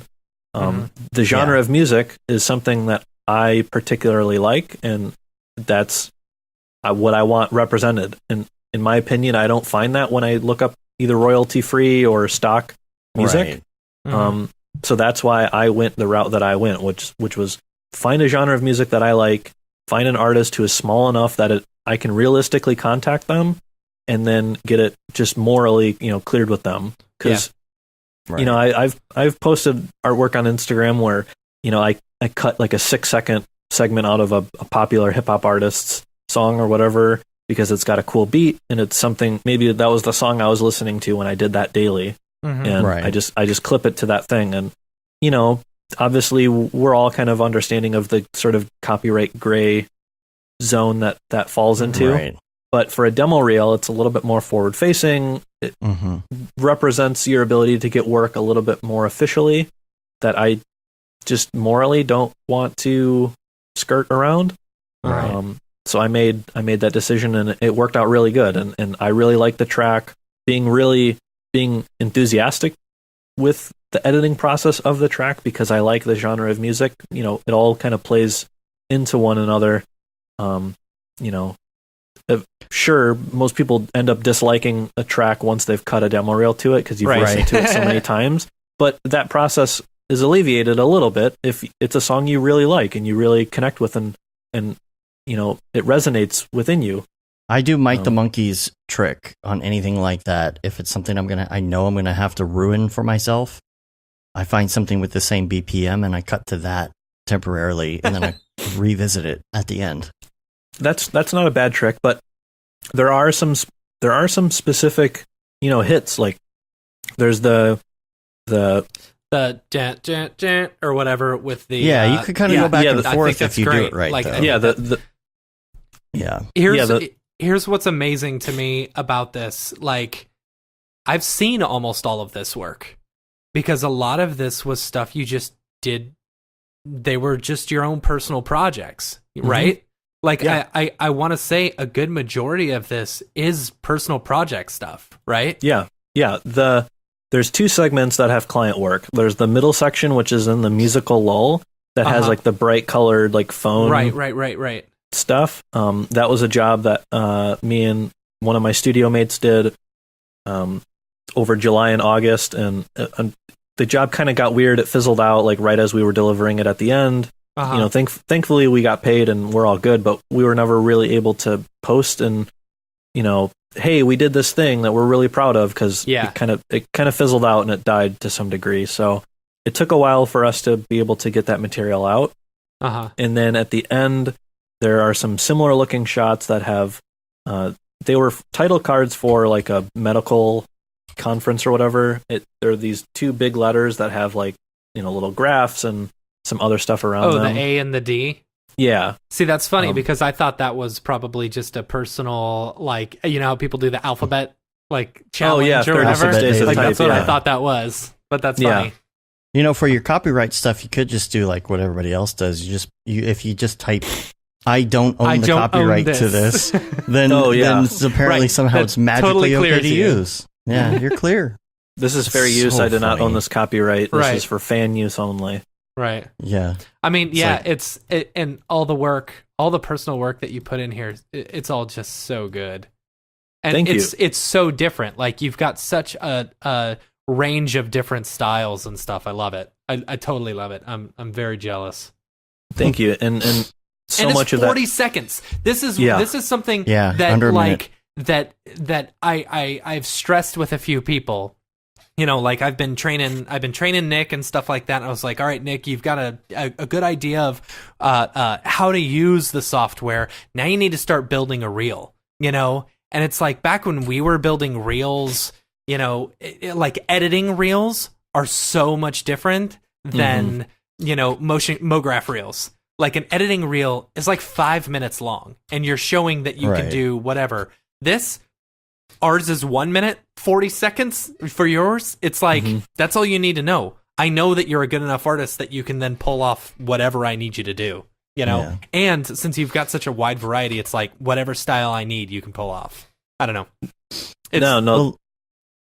That's all a conscious, you know, effort on my part. When a minute ago when I said I want to cut a new demo reel every year for 3 years with no repeat material, that goal in and of itself spawns sub goals. Yeah. You know, of like, I need to make a certain amount of work, maybe one piece a month or a couple very small pieces per month, that over the course of a year, I've got enough usable material for a reel. Because, just not every job or every personal project is going to come out the way that you want. Right. So you have to have, you know, you can throw a bunch of, you know, junk up on the wall and see what sticks, but it helps if you've got more junk, you know, in your pocket to try out. So I would say, you know, I started, there's maybe 20 different shots in that reel, give or take, and I probably pulled in 40 or 30 pieces of, you know, material into the bin. I'm one of those crazy people who edits in After Effects because I suck. Yeah, I do that too. But you know, if you look at the bin in that project file, there's way more material in that bin than there is that winds up in that timeline, because I, you know, I work to make enough material that I can curate a certain level of self curation of picking the best material. And that big goal of wanting to set a new demo reel every year forces me to, you know, come up with ideas of collaborating with my office mates from time to time, or just being active in my own time, whether it's learning modeling or learning rigging or just practicing texturing and lighting, whatever the case may be. You know, I put as much free time as I get to good use. And that is all because I have this very big goal that I need to break down. Okay, I need to break this down year by year. And then year by year, I need to break that down like month by month or quarter by quarter or whatever. So that way I can stay on track. Because obviously I couldn't make all of that material in 1 month. It takes 12 months to make that much material to go into a reel that has that many cuts, has that many different pieces and that wide of a range, you know? I spent 2 months working on that explainer video that comprises the middle chunk of that with, you know, the blue and the yellow and the phone and all that. So when I'm not on that job, I've got to make sure that I'm making good use on, you know, other portions of the year. Yeah. Have you done anything with experimenting with the new Spider-Man style that a lot of people are trying out right now? I haven't. I did render the shoe that Miles wears, because I like shoes a bit, and I had kicked around an idea of wanting to do one of the 5 dimensions style animations that I do with some of my friends of doing one based around the shoe, and we might reprise that. But it's been really awesome to see how much stylistic or non-photoreal work has popped up since Spider-Verse came out. I mean, the movie is just so damn inspiring. Yeah. I don't think anyone who's in our field, whether you're 2D, 3D, cell, characters, whatever, nobody can watch that movie and not be inspired in whatever their specific niche. There's something for everyone there. I saw Chad Ashley was doing some of that this week too. Yeah, and Dan Marino was working out some stuff in. Yeah. I saw that. I think in standard render. So the GPU engines are capable of it. Standard render is capable of it. I'm sure stuff like Blender and Maya, for those people, they've got opportunities to try that stuff out as well. And hell, even just Cell in 2D. I know those aren't our worlds, but illustration people have been eating that stuff up. I see so many fan illustrations of these characters on Twitter. It's just like, it's so cool to see something that spawned so much work that people are so amped about. Yeah. Y'all keep going. I have to use the restroom, but Do it. don't mind me. I'll be back. Wish you would. I think I will. I haven't seen it yet. I haven't seen the movie. Oh man, I know I need to. I've been wanting to take my kid to go see the movie. So, just waiting. But I really like on your page, in your reel, that, and this is something that a lot of us don't do, but I think is very important to do, is that you, on each individual spot, you actually mark down what you were doing, Oh, the description, yeah. Yeah. It's a description underneath. If you click on the reel, for those at home, click on the reel tab and look down, it actually gives all the seconds. And then you even link to your Instagram or specific things that you did, or specific web pages that you put together for this, which is very cool. So it's people can see more work of the same general thing. So they know that you did all of this, and it's oh, okay, well, he can do one car, but then you go to the link and it's oh no, he can do a lot of cars, he's the car guru. Yeah. And that's another thing that there's a lot of effort that gets put into this, citing my sources. It's just like when you write a paper at school or whatever, and they're like, you need to cite your sources in MLA format or whatever. Yeah. The hell. Yeah. Just for some reason that stuck with me, from my pre-MoGraph career or whatever. It's like the little bibliography. Yeah. I don't want to click on a reel and then have to question what or how something was done by somebody, what involvement they had, because you'll see. It's a common thing if somebody freelanced on a thing that, some big name studio did a spot for Apple or whatever. And it's we all know that person had a very limited capacity in that particular spot. I want to know how limited that was, because on a big job, 2 of the shots at the very last 2 shots I did in my reel, I did working at Gunner.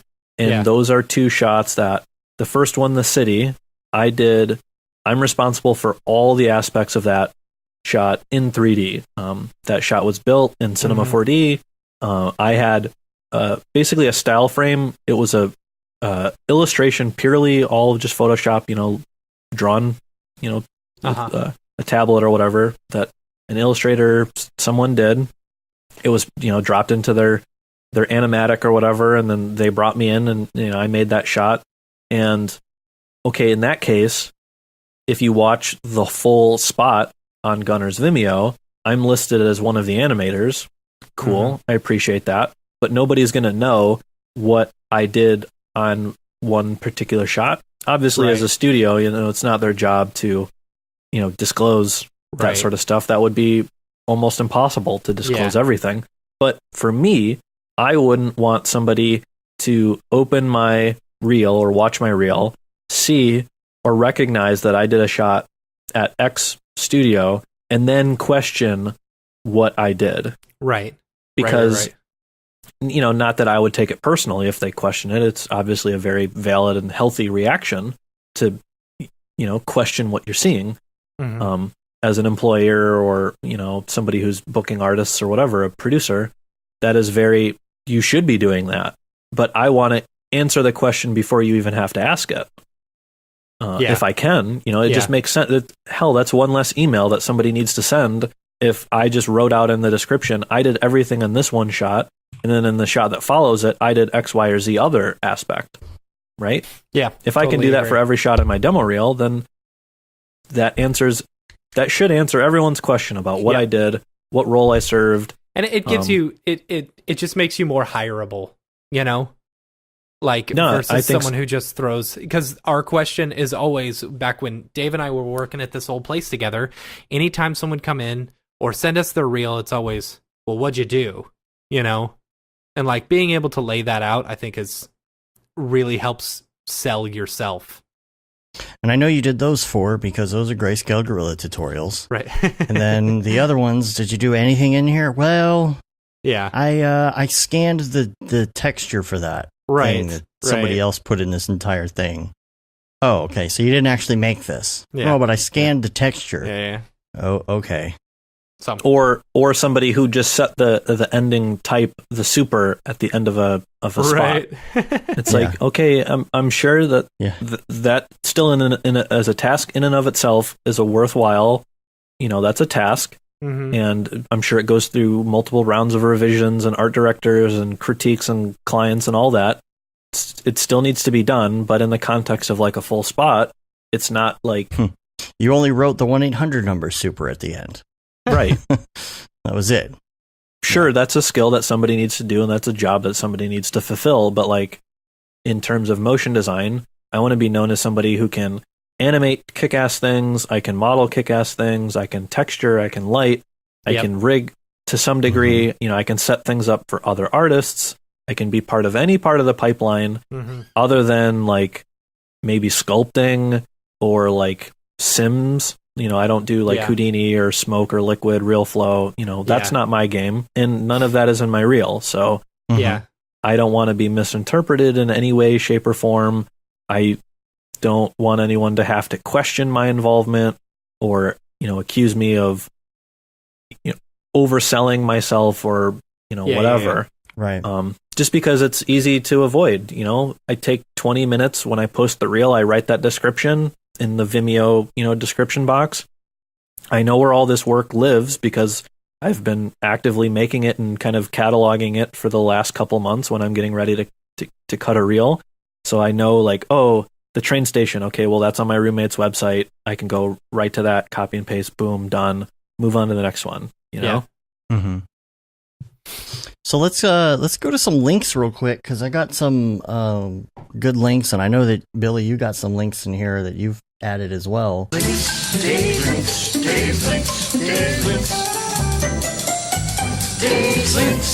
Just real quick, Net Creator version 1.1.1. It's an open source Cinema 4D plugin. This is something that will create little node dealies out of splines and stuff. It's kind of a project that this guy did back in the day, but I guess it wasn't working the same way it used to, so he kind of revamped it. But it is open source, which I don't know if that means it's just a bunch of Espresso stuff. I haven't really looked at it, or if it's open source Python or some other sort of language. But it looks like a little cool thing. It's free, so check that out. And then Phil sent me this. This is from Google Maps to 3D Map in Photoshop. It's a 3D map generator. I don't know if there's any way you could even get this data into Cinema 4D, but it's called Atlas. It's a 3D map generator. We'll have a link for that in the show notes. You can check that out. Phil was like, maybe this is an alternative to Dem Earth or something if it really does, if it works, if it plays well with Cinema 4D. But I haven't had the chance to really dig into it yet, but it is very cool looking. Also, Andrew Price's Massive Wood collection on You had to Polygon. pause, didn't you? What are you laughing? You had to I don't pause. understand. They're adding some great wood textures to Polygon. I would love to have Andrew Price on the show at some Mhm. point. That's when we got to work on Matt. I'll let work you on do it. that. I'll let you work on that one. You don't worry And about then- blank. You let me worry about You worry blank. about blank. And this morning on the Monday meeting, they were talking about the True Detective Season 3 intro. And so you know how there's kind of a theme with True Detective intros, kind of that compositing, Mm-hmm. masking, The double you know, exposure look. yeah, like putting factories into people's faces and stuff, ink blots and things like that. It kind of reminded me of one of the very original videos that was done. It was showing off, I don't even know if it was After Effects. It might have just been Premiere it was showing off. But it was this video that they used for an advertisement. And I remember back in like 95 or 96 when I was working in some of these Adobe programs for the first time on these awful old Power PC Macintoshes and Quadras, that they had this little video that played, and it kind of reminded me of that. So I went and I looked it back up. This is called Fragments of Dreams, an old Adobe commercial. And it shows you where this has come, because you look at like the way that text and everything is handled. This is like an early version of this. It had like a Pavarotti, Pavarotti? Is that his name? Pavarotti song going. And then David Ariev did a VFX crash course review for Aaron Sorensen's series, which we need to talk to him about that. I'm curious to see how his launch went with that and how he's doing on that. Yeah, But that course course looked really awesome. Yeah, Bunch of X particles, some Redshift, a lot of Cinema 4D. Octane. Yeah, I think Some it Nuke. covers a whole bunch of stuff. So if you missed that, think of it like a boot camp sort of class, MoGraph Mentor or School of Motion, sort of along those lines, where it's going to be a bunch of material. You need to be self-motivated, but it's like great material from what it looks like. And it's doing a shot from beginning to end to take you all the way through the process. And that's what's kind of nice. Looks really worthwhile, so I would check that out. I would love to jump into something like that. And then Billy, your recommendations, you've got at MoGraph Memes account on Instagram. That sounds fun. So this account is incredible. I don't know who runs it. I don't have a clue on the identity of the person who runs this account, but if you're an Instagram user, look up the account at MoGraph Memes. It is hilarious. It leans a little bit more 3D, so it's like it would be perfect for kind of this audience, as opposed to, say, if somebody was like a character illustrator side of MoGraph, it wouldn't, some of the stuff wouldn't hit quite as closely. But there's this I think it's Merc. I think it's Merc. I think it is too. Well, the thing with that is Merc runs another meme account on Twitter called Memes CG. Oh. And I don't think Memes CG and MoGraph Memes on Instagram are the same account. There was one that used the Hacker Man from what's that show? Yeah. Mr. Robot. Oh, okay. It was like maybe a week or two ago, but I think that was the post that like really blew up this account. After Effects crash. After Effects let me practice. Yeah, my so skills again. stop using negative language. Instead of After Effects crash, say After Effects let me practice my skills again. Unemployed. So I'm working on a unemployed. personal project. That's My funny. renders suck. Oh, that's my original style. I never funny. got paid. I got good exposure. I don't know that software. Oh, I know how to use the internet. Yeah. I like that. But see, I thought it was Merc because Merc loves to just bash on 3D Max like constantly. I mean, it It's funny. might be Merc. I can't, like I said, I can't discredit that. And when I said that he runs the Memes CG Twitter account, it's just a hunch. But I don't think that this account and the one on Twitter are the same person, because this one posts once a day, and the other one, the Twitter one, posts much more frequently. And if you like on Facebook, Merc's Facebook account or page or whatever, that account and the Twitter one post almost the identical stuff at the identical time. So Yeah. this one's pretty hilarious. But yeah, I would recommend giving this one a quick follow. Super fun. Well, these are good. And it covers such a range, if you know a little bit of 3D, a little bit of video editing, a little bit of After Effects, like you'll be able to get like virtually all of this. Yeah, this is pretty good.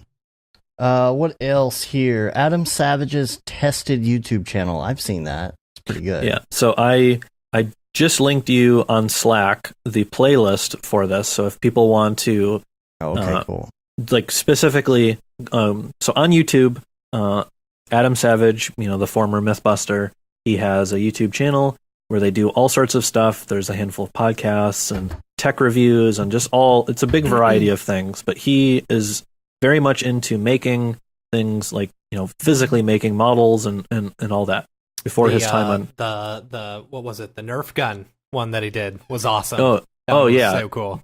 And they are just genuinely entertaining videos, but in specific, the playlist that is called One Day Builds, because his time professionally before being on Mythbusters, he was a model maker at ILM. He made models on some of the Star Wars prequels, I think episodes 1 and 2. And regardless of what you want to say about the movies as films, the model making was, right on par with the originals. And that stuff is really what made, in my opinion, makes those movies like just so awesome. The set design, which is largely done in miniature. Same things with movies like Blade Runner and all that. And so, as a 3D person, you might be confused why watching people make physical models, how that's relevant to you. But Adam does such an incredible job explaining totally agree. that, like, in the process of making a model, how you paint it and how you weather it, which is making things look like distressed or look used. That is so applicable to like texturing as a 3D artist. Absolutely. Because you need to think in layers and you need to think about how things are built, and in even just in weathering or adding like grunge or grime or detail to an object, he explains a lot of the intricacies of like, on certain areas of a model where the grime or the dirt might build up, what areas might be more clean, which areas might get damaged more, etc. And I've indirectly, I feel like I've learned a lot, without needing or without ever being taught, like, these are the areas that you should add dirt onto your 3D model. I've been able to extract that information from what he's saying in these YouTube videos, and they're relatively longer videos. Sometimes they're 30 to 60 minutes in length. So I like putting an episode on and then working, while I'm working on stuff. And then when it gets to the point where, at the end, once he's built the model, he's painting it and he's talking about the details he's adding, then I'll kind of tune in a little bit. He what is it? The kit bashing. He talks a lot about kit bashing and how the original kit bashing was just stealing from old model kits and like gluing them on and stuff like that to add these little details. That's how they built the Star Wars characters. Yeah. Exactly. Like the origin of the word greeble, or he calls them greeblies, like that information that is in these sorts of video series. He's not a 3D artist, but he's doing what, as 3D artists, what we do. He did that, the predecessor. IRL. Yeah, he did what we're doing 20, 30 years ago in the medium that it was done back in those days. Right. And he expresses and teaches this information, for free on YouTube and in an entertaining, high production, way. Like the videos are shot nice. They have good audio quality. Like, they would be perfectly suitable, in my opinion, to air on TV. Yeah, totally agree. And this is all just free content that is put out on YouTube. So I would really like to recommend that the One Day Builds series in particular. He's got a couple really awesome videos on kit bashing and all that fun stuff. And that kind of ties into your other topic here of incorporating your hobbies and interest into your own 3D work. There was something just real quick that Adam Savage said. Someone was mentioning this the other day, and it was all about like buying tools and stuff. And Adam Savage has said, always buy the cheapest tool The first for the time. job. The first time, yeah. Because if it breaks, if it doesn't break, you're not using it enough, to necessitate needing a better version. If it breaks, then you need to go get a higher version because you're using it a lot, And I thought that was awesome. Yeah, that philosophy can be, pulled out into all sorts of things. Like if you're doing, a particle plugin job or even just, things like customizing your interface. It's like, well, if I use this one time, then okay, maybe I didn't need to expend a bunch of energy. But if it's like a routine or a task that you're doing over and over again, okay, like, put the good amount, invest in it, like once you're going to establish that you're going to get a good return on your investment. And then, like, okay, cool. I can spend the money on this plugin or this modeling pack or training series, whatever the case may be, like once you can establish that you have a good need for it, you're going to be able to get a good amount back out of it. Yeah. Right. Yep. That's incredibly valuable. And that's not something that you would know just like by watching MoGraph podcasts or whatever. Like, sure, people talk about freelancing and, how to get clients and whatever, but like, there's so much information that you can apply from outside perspectives into MoGraph, which, I mean, obviously you can apply almost anything to anything else in life if you think critically enough, but these are relatively easy things to act on. Yeah, like I've gotten pretty good at in the other direction. I've gotten pretty good at the claw games because I'm really good at judging Z depth. Yeah. Okay, I can see that. Yeah. Yeah. That's funny. So show off what you got right there to the live audience.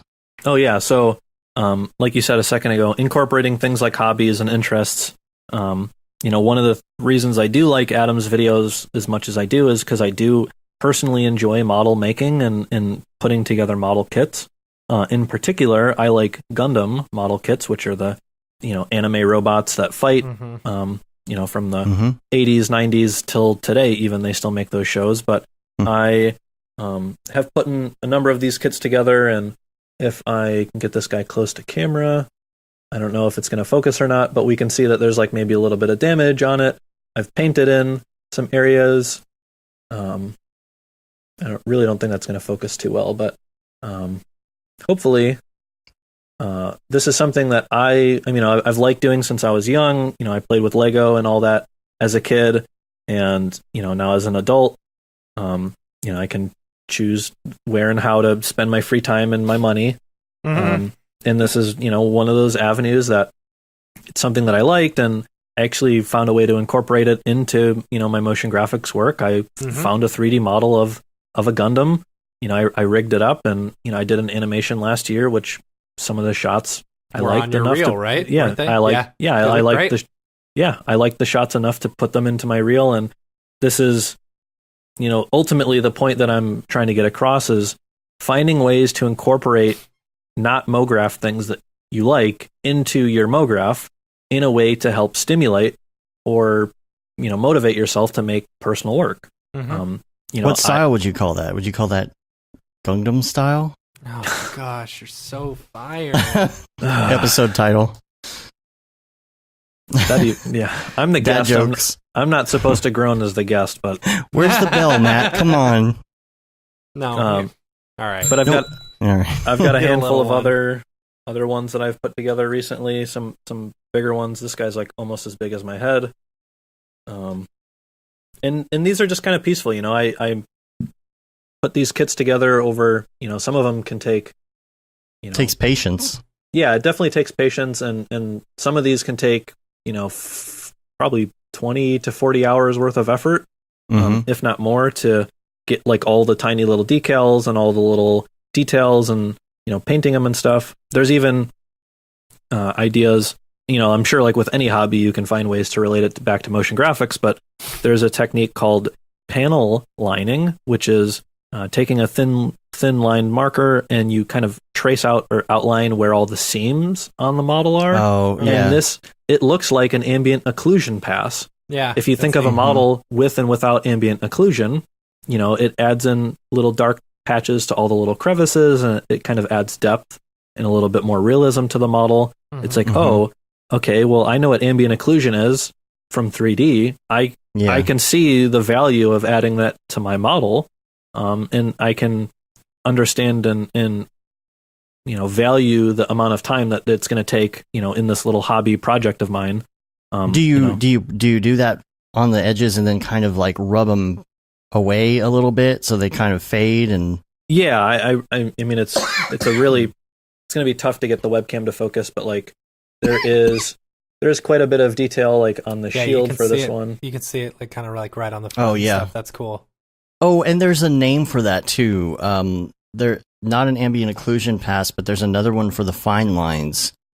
There's a name for that type of pass, and I forget what it is. Yeah, I mean I'm not going to preach my hobbies to other people, but this is something that I've liked, and I've been able to draw direct, correlations to 3D.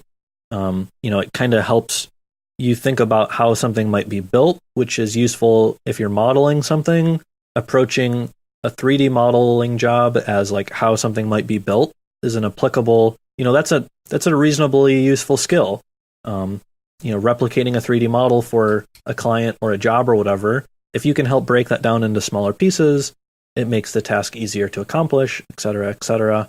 Some of them get really big, like so big that I don't think I'm going to be able to fit this guy all in frame. So let me put him on a book so that way I can hold him up to the camera. This guy, the meme absolute units. Mm-hmm. This guy is genuinely an absolute unit. Jeez. Good Holy Lord. cow, dude. That's amazing. Okay, for scale, how tall is that? It's about a foot tall. Wow. Yeah, that's And a this giant is model. like a few thousand pieces. It's like, it fully articulates. How long did that take you to do? Okay, so there are a few phases to a project like this. Mm-hmm. There is just snapping the kit together, which if you're unfamiliar with, how models work, they usually come on like little plastic sheets called runners. Those are like the little trays that all the pieces come on. So you need to cut all the pieces off. You don't need to paint them, but you need to cut them off the runners. Mm-hmm. And that sort of the process is called snapping the kit together, which is just assembling the kit. Mm-hmm. I would say on that big model, the red one, snapping probably took me 40 hours. Jeez. No, Man. It took me more than that because I worked on it every single night for 2 weeks. A few hours a night. So probably maybe 50 to 60. And then there are other phases after that. There are over 400 small little decals to place on that model, which I haven't done any of. They're tiny, like little like caution labels, like where a vent would be or whatever. Yeah. Tiny little details, which I would say applying all of those decals would be an equal, if not more, amount of time than snapping the kit together. And then there's the panel lining or weathering process. Taking marker or like a little file and adding like little chips or little bits of damage. Mm-hmm. I would say you could easily invest 150 hours into a kit that big. If you want, could you buy a pre-built, already done one for relatively inexpensive, for less than what you think you would put in there? I mean, certainly, if you were to judge my hourly rate as a motion graphics artist and the amount of time that I would judge for 150 hours of labor, sure, it's cheaper. Well, let's say minimum wage. A professionally built by somebody who like does it, all the time. Say like the equivalent of getting it done on Etsy, right? Somebody to put that kit together and do all of the details. I would not be surprised if the quote was $1,000. Wow. To buy that. Jeez. I mean, I'm just completely throwing that number out there. I have no idea what like a professional Gunpla, builder and customization person would charge. I have no idea what their rate would be. Master grade high new Gundam painted and built for $400. Yeah. Wow. Yeah, that's the MG master grade Sazabi version Ka, which is like a high detail model. Yeah. So yeah, if it was a couple $100, because the kit itself is about 100 125. Wow. Just on its own. And What one is that one called that you were just showing? Sazabi, Sazabi. Microsurface is the material channel I was trying to remember. It's called a microsurface. Of course, most wouldn't have that as an option. Most engines wouldn't have that as an option, but you could always layer that on top of something else. This is the example here. This isn't the physically based rendering encyclopedia. This is something we linked to on a show a long time ago. There's a lot of cool stuff in here. I think Matt sent me this. But see this microsurface map right here? That goes into something like this lens right here. But microsurface would be like all the cracks and crevices and seams and stuff. $630 for the done painted Bandai Sazabi. Yeah, I mean, that doesn't surprise me at all because like there are so many points of articulation. Yeah. And like this is a kit that they call like a transformation kit where let's see if I can do this on. So like his shoulder portion right here. Right now it's like in its most opened state. Uh-huh. But like it kind of closes up. Oh yeah. And the whole kit kind of does this where, you know, he's got like an idle mode and then, you know, an active mode where everything kind of like the Dilophosaurus in Jurassic Park where it kind of fans out and it gets all aggressive. It's kind of like that. You know, I mean, it's a silly anime show, but yeah, there's an impressive amount of engineering that goes into these kits, and it's like, wow, if I was to approach 3D modeling this, like, you know, having a model like this on hand would be, that would be so valuable. Yeah. Looking at like, you know, how two shapes can come together to merge, you know, if you think about where those edge loops and all those polygons, how they might connect and stuff, it's like, okay, that's something that, you know, this hobby in particular could, you know, you could spin it in a way that you can recognize the value in 3D. Just like the car stuff, it's like, it's a motivating thing. I like cars, so if I make a render or a model of a car that I really like, I'm like, okay, I get kind of jazzed and excited about it. The same way that, you know, man, it gets you pumped. Yeah, and if I really do, I get really excited when I load up a RAM preview of a render of something and I'm like, damn, that looks really cool. Like I'm really proud of that. And whatever you need to do to trick your brain into helping you make more personal work, it's worth doing. You know, I set that goal of making that number of demo reels, and I'm not going to be able to accomplish that task without making personal work. And how do I stay so active making personal work? Well, I find ways to incorporate things that I like that when I pull it off and I'm happy with the result, I'm even happier with the result because it was something that I like. Yeah. From my non-MoGraph life. You know, you might like wildlife photography or whatever, and so it might be a cool idea for you to try to sculpt, you know, a really nice flower or you know, do texture painting, learn, you know, substance or whatever to recreate, you know, a plant of some kind. Like whatever hobby, you know, whatever floats your boat, think critically on ways to incorporate that into your personal work as a motion designer, 2D, 3D, whatever your flavor. What's your flavor? It just makes this work more fun, even more fun than it already is. And I can't recommend it enough, honestly. I really liked that whenever Grayscale Gorilla, when they did their 5-second project, and they did the one called Favorite Toy, or Favorite Toys. This is years ago. That's cool. That was a really great one because everybody kind of went back and was able to think of their favorite toy and find pictures and model it and do something cool with it. And that's kind of along the same thing, is that everybody was really into it for that reason. You know, I did Micro Machines because I loved Micro Machines growing up, so... Or those are like the tiny, like inch big sized cars, right? Yeah. Gosh, those things were all the rage, and it's funny how many people that are just maybe even a couple years outside of my age group never have heard of it. Either older than me or younger than me. I thought that was really weird because I thought in my own head back then, I was like, well, this is like, everybody would know what this is. Yeah. You know? But even now, I'll bring it up and people are like, what? I never heard of that, you know? So Yeah, so I made the little gas station with the they had all these little things that looked from. Okay. They looked like the series that they did looked like little things that you would buy at the auto parts store.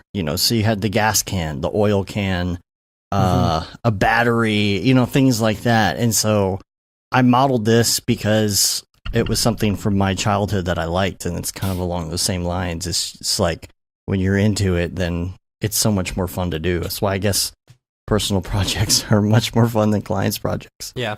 But yeah, I mean, they almost always are. And the nice thing about doing a lot of personal work is, you stay sharp, you're able to improve your skills, and in the blue moon opportunity that something you do genuinely really like comes up as a client piece of work, you're all the more prepared. Your skills are sharp.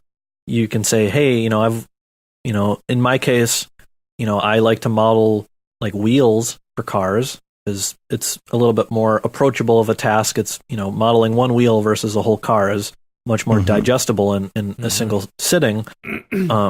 But when an opportunity for me to model an entire car comes up, I'm like, okay, I've got the first step of this.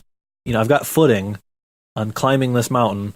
I've got my first foothold, and I can build off of that. And you might like illustrating, you might like character animation, whatever. Find a way to incorporate that stuff or incorporate properties that you like. If you liked drawing as a kid or cartoons or whatever, and maybe you've fallen out of drawing, draw things from your childhood or whatever, draw characters, draw Rocco from Rocco's Modern Life or whatever. If you need to, if that gets you going on a daily sketching assignment, a New Year's resolution or something you said you always wanted to do, that's an actionable, that's a gateway drug to trick your brain into like doing this thing more frequently. Right? Like, if you say, I want to do a daily sketching assignment, but I don't know what to draw. Well, just start off drawing a bunch of stuff from your childhood or a bunch of stuff that you like or it's laying around your house. And then you do that long enough that you run out of those ideas, but now you're in the routine. You've established like, okay, well, I've built up my drawing skill. I can draw anything that I want now. Yeah. Well, let's go to some Beeple's People before we get out of here. Come on, the show's already long enough. We don't need this. No. We got some good ones this week. People's People, where'd you get that Grebo? People's People, what's up with that guy? Right. So everybody get out your Beeple viewer of choice and go to, let's see, January 14th, Year of Warlord 2019. This one is called Ape Shit. And this is pretty interesting. Bring it up. Oh yeah, I should bring it up. I'm already looking at it. Sorry, I was just staring at its beauty. Yeah. He's been into the animals lately. This isn't the big animals, but the difference is he's got like forester stuff on him or something. So he's covered in grass and stuff. So I thought this would be an interesting story. Maybe all these animal ones, maybe there's a world where all these animal planet. An animal planet, if you would. Yes. Where they actually harvest these animals from for other worlds. Or perhaps it's a robot. I think it's a robot. I mean, look at the eyes. Yeah, or at least it's robotic. Yeah. Could be an android. I mean, it's got stuff growing out of it, so you figure if it were organic, that wouldn't be healthy. Yeah. The growing out of it could also be, a disguise of some kind. It could help camouflage it. Yeah, imagine that. He just kind of ducks down and... Because you can imagine how this scene starts, is the guy and if he's doing that for suit. camouflage, you can only imagine how big the thing that he's trying to hide from is. Right. Oh, geez.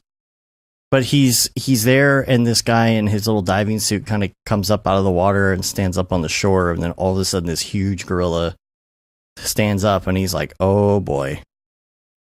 I like that. You had a bad day. Yeah. All right, so we're going to go to Let's see. Oh, January 19th. This one is called Low End. The Ghetto Blaster is back. All right. And he's redone it. He's Cool. redone it, incorporated things like stairs. I don't know if you can see. It's got stairs. So this thing is huge. Uh-huh. I'm assuming this is the outside of the building where that other Ghetto Blaster panel is that we talked about a long time ago. Maybe. But you got to look closely at this to see it's, this helps you get the scale. It's got the stairs and stuff over here. The balconies or docks or something. This is Ghetto Blaster Central. Mm-hmm. And it's called Low End. I'm guessing because you got kind of a Michael J. Fox situation going on if you turn this thing on. I mean, like times 1,000. I mean, imagine how loud that would be. Right. They need a crane Back to get to the the cassette future. in there. Right. Yeah. No, I wasn't making a. I wasn't sorry. making That's a Parkinson's. No, what does he have? Parkinson's, I think. Parkinson's or yeah. MS? No. No. Or I don't know. No, it wasn't that joke. It was the big speaker joke. Okay. Yeah, I'm sorry. I misunderstood. I apologize. No, this isn't Family Guy. Yeah. So yeah, I don't know what the green things are though. Can you tell what the green things are around it? It looks like But it's- grass or some sort of organic material, but I don't know. They look like clips or something. I can't tell. Yeah, they look kind of like fuses or Fuses. Yeah. Yeah, clips of some kind. I think it's just like a kit bash element. There's obviously Yeah. a lot of that going on, but I like it as a return to form in the sort of 2014, 2015 vintage of Beeple, where it's like a very techy, big monolithic shape. It looks a lot like the NASA vehicle assembly building, like those huge with the structures. thing on top and yeah, the structure that is on rails that kind of goes back and forth in order to like lower pieces in things like that. But this is a model. This is a model in Turbo Squid. This is a model we bought for a project. Yeah. But he's redone all of it. So he's like taken all the knobs off, turn it up and rip the knob off, and he put the. I think he's probably grabbing kit bash stuff and putting it onto the existing model. Are we It's doing my the take next on one? Are we doing the next one? Are we doing? Yes, we are doing the next one. The next one is yesterday, which was the 20th, January 20th. This one is called To Infinity and Beyond. So silly. And you got all these Buzz Lightyear heads that look like they're made out of rock. Yeah. And they're decomposing or something. And he's done the story. We'll do the story here. Okay. This was probably one of the worst F-ups. Don't get me wrong. There were a lot of little kinks to work out. But then we put the AI fully in control of the space program. But in terms of unforeseen consequences, as the Bureau likes to call them, this was one of the bad ones. To be honest, though, things like this happen all the time now. Not usually quite this bizarre, but you really have to be careful about what the program is learning about because it's still relatively young and inexperienced. It's like a little kid in many respects. You never know what it's going to get hyper-focused on or make some really odd connection with. The main problem was that nobody really noticed for over a year. It was quietly launching in the heads from a few remote... It was quietly launching the heads from a few remote unmanned stations on Mars. Nobody really thought anything of it. They assumed these were normal scientific probes going out, which happened without any human intervention all the time. By the time we discovered the first heads on another planet, it had already launched over 4,000 of these missions, air quotes, on about 4 different planets and 6 moons. One of the moons was almost 20% covered with heads. That's funny. I'm on the team tasked with cleaning up this mess. I've been doing this job for 15 years. That's funny. I mean, honestly, I figure, you found that out, you just kind of let it go. Yeah. Rather than clean it up. See, so that the question is, why do they have to be cleaned up? Yeah, I don't know. I need those planets for farming. I don't know. All right, let's get out of here. Okay. That's Gurnch, fine. it was so much fun having you on. You're Oh, like one of dude. my favorite people in the world. Thanks, man. No, it's always fun to be on. Always fun to hang out. It's interesting always being on this side of the chat window. So I appreciate the invitation as always. Mm-hmm. I had to add RAID 0 on that Buzz Lightyear head thing said, "Show me what you got." You have to add the obligatory. Mm-hmm. Anytime there's a giant head. But Yep. yeah, thanks Billy for being on. We can't wait to hang out with you. I guess the next time we'll hang out might be NAB. Yeah. Maybe. Might be. We'll see when this secret project wraps up, and I'll do some breakdowns or some more media in support of that coming out. Cool. Whenever that is. Cool. And we've got some great guests lined up for you. We added some other ones in the last couple days. I know we had talked about last time on our schedule that we have next Monday there won't be a show. I won't be here, but later on in the week on Friday there will be with Sabor, because we've been wanting to have him on for a long time.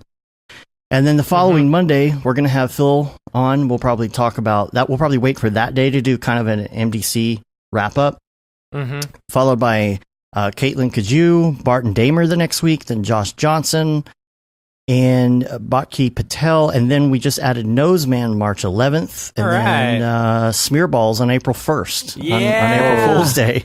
Oh, that's going to be so Seems good. appropriate, right? So that'll be fun. Man. That's quite a schedule lineup. Yeah. So that'll be fun. We're adding some more people in there too. We've been talking to some other people, but we haven't locked in the times yet. So we got some great people lined up. And of course, then after that week, we'll be doing the special stuff for NAB, and that's always a really fun time. So Cool. all right. Billy, if they want to find you, you're gurnge.com, right?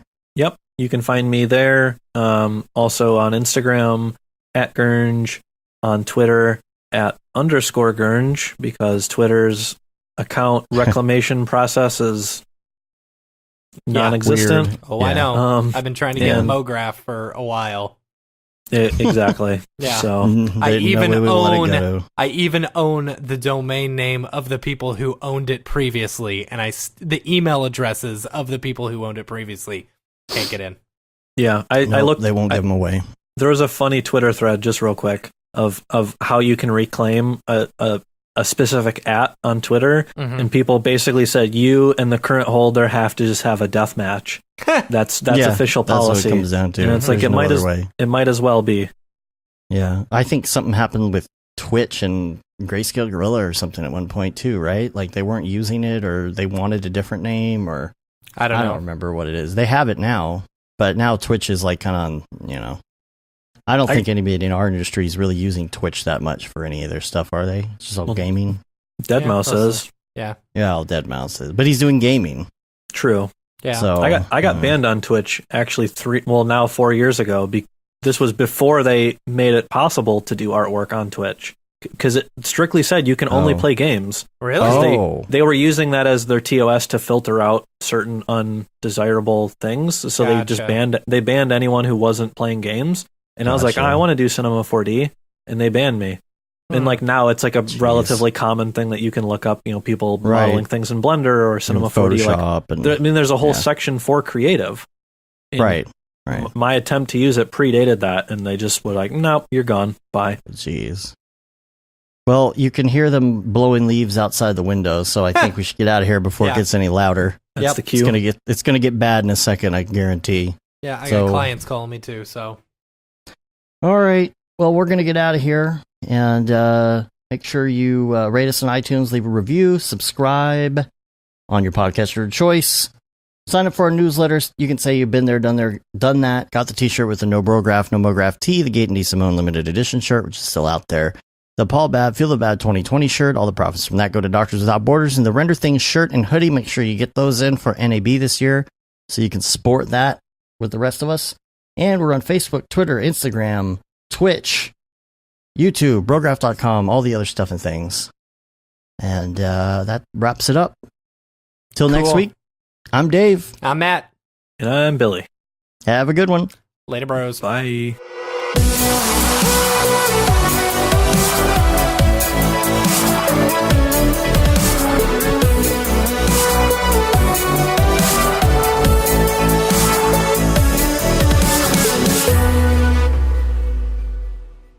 It's pretty good, I guess. Brograph.com, an online resource for learning Cinema 4D, After Effects, and other motion graphics tools specifically catered to help you prevail as a motion graphic designer. What's up, bros? Welcome to another Brograph motion graphics tutorial. With tutorials, plugins, and now a podcast with tens of thousands of listeners worldwide. Yeah, it's a great community to be part of. We give you professional time-saving tips, industry news, interviews, shortcuts, and lessons that help keep you current in the world of motion design.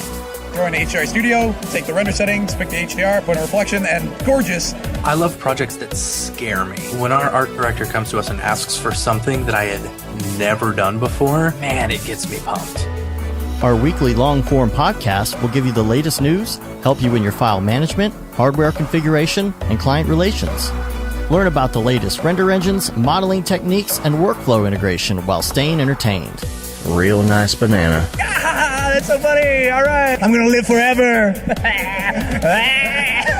Our Brograph Talks are a chance to see the way industry leaders from around the globe are changing the face of motion design. Sometimes you got to make stuff that you're not going to put on your reel, and I'm not here to judge.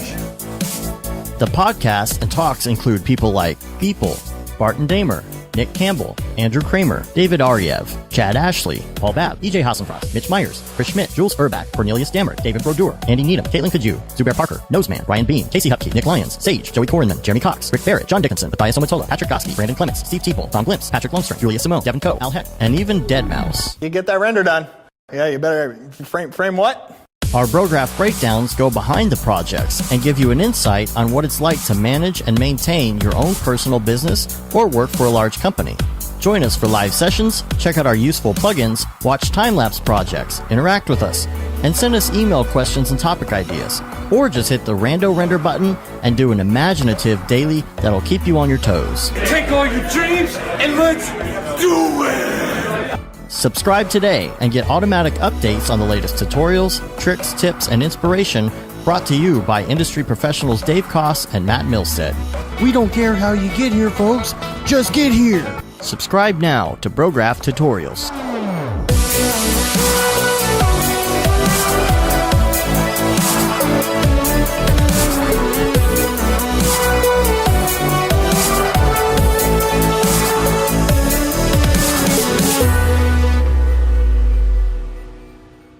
It's pretty good, I guess.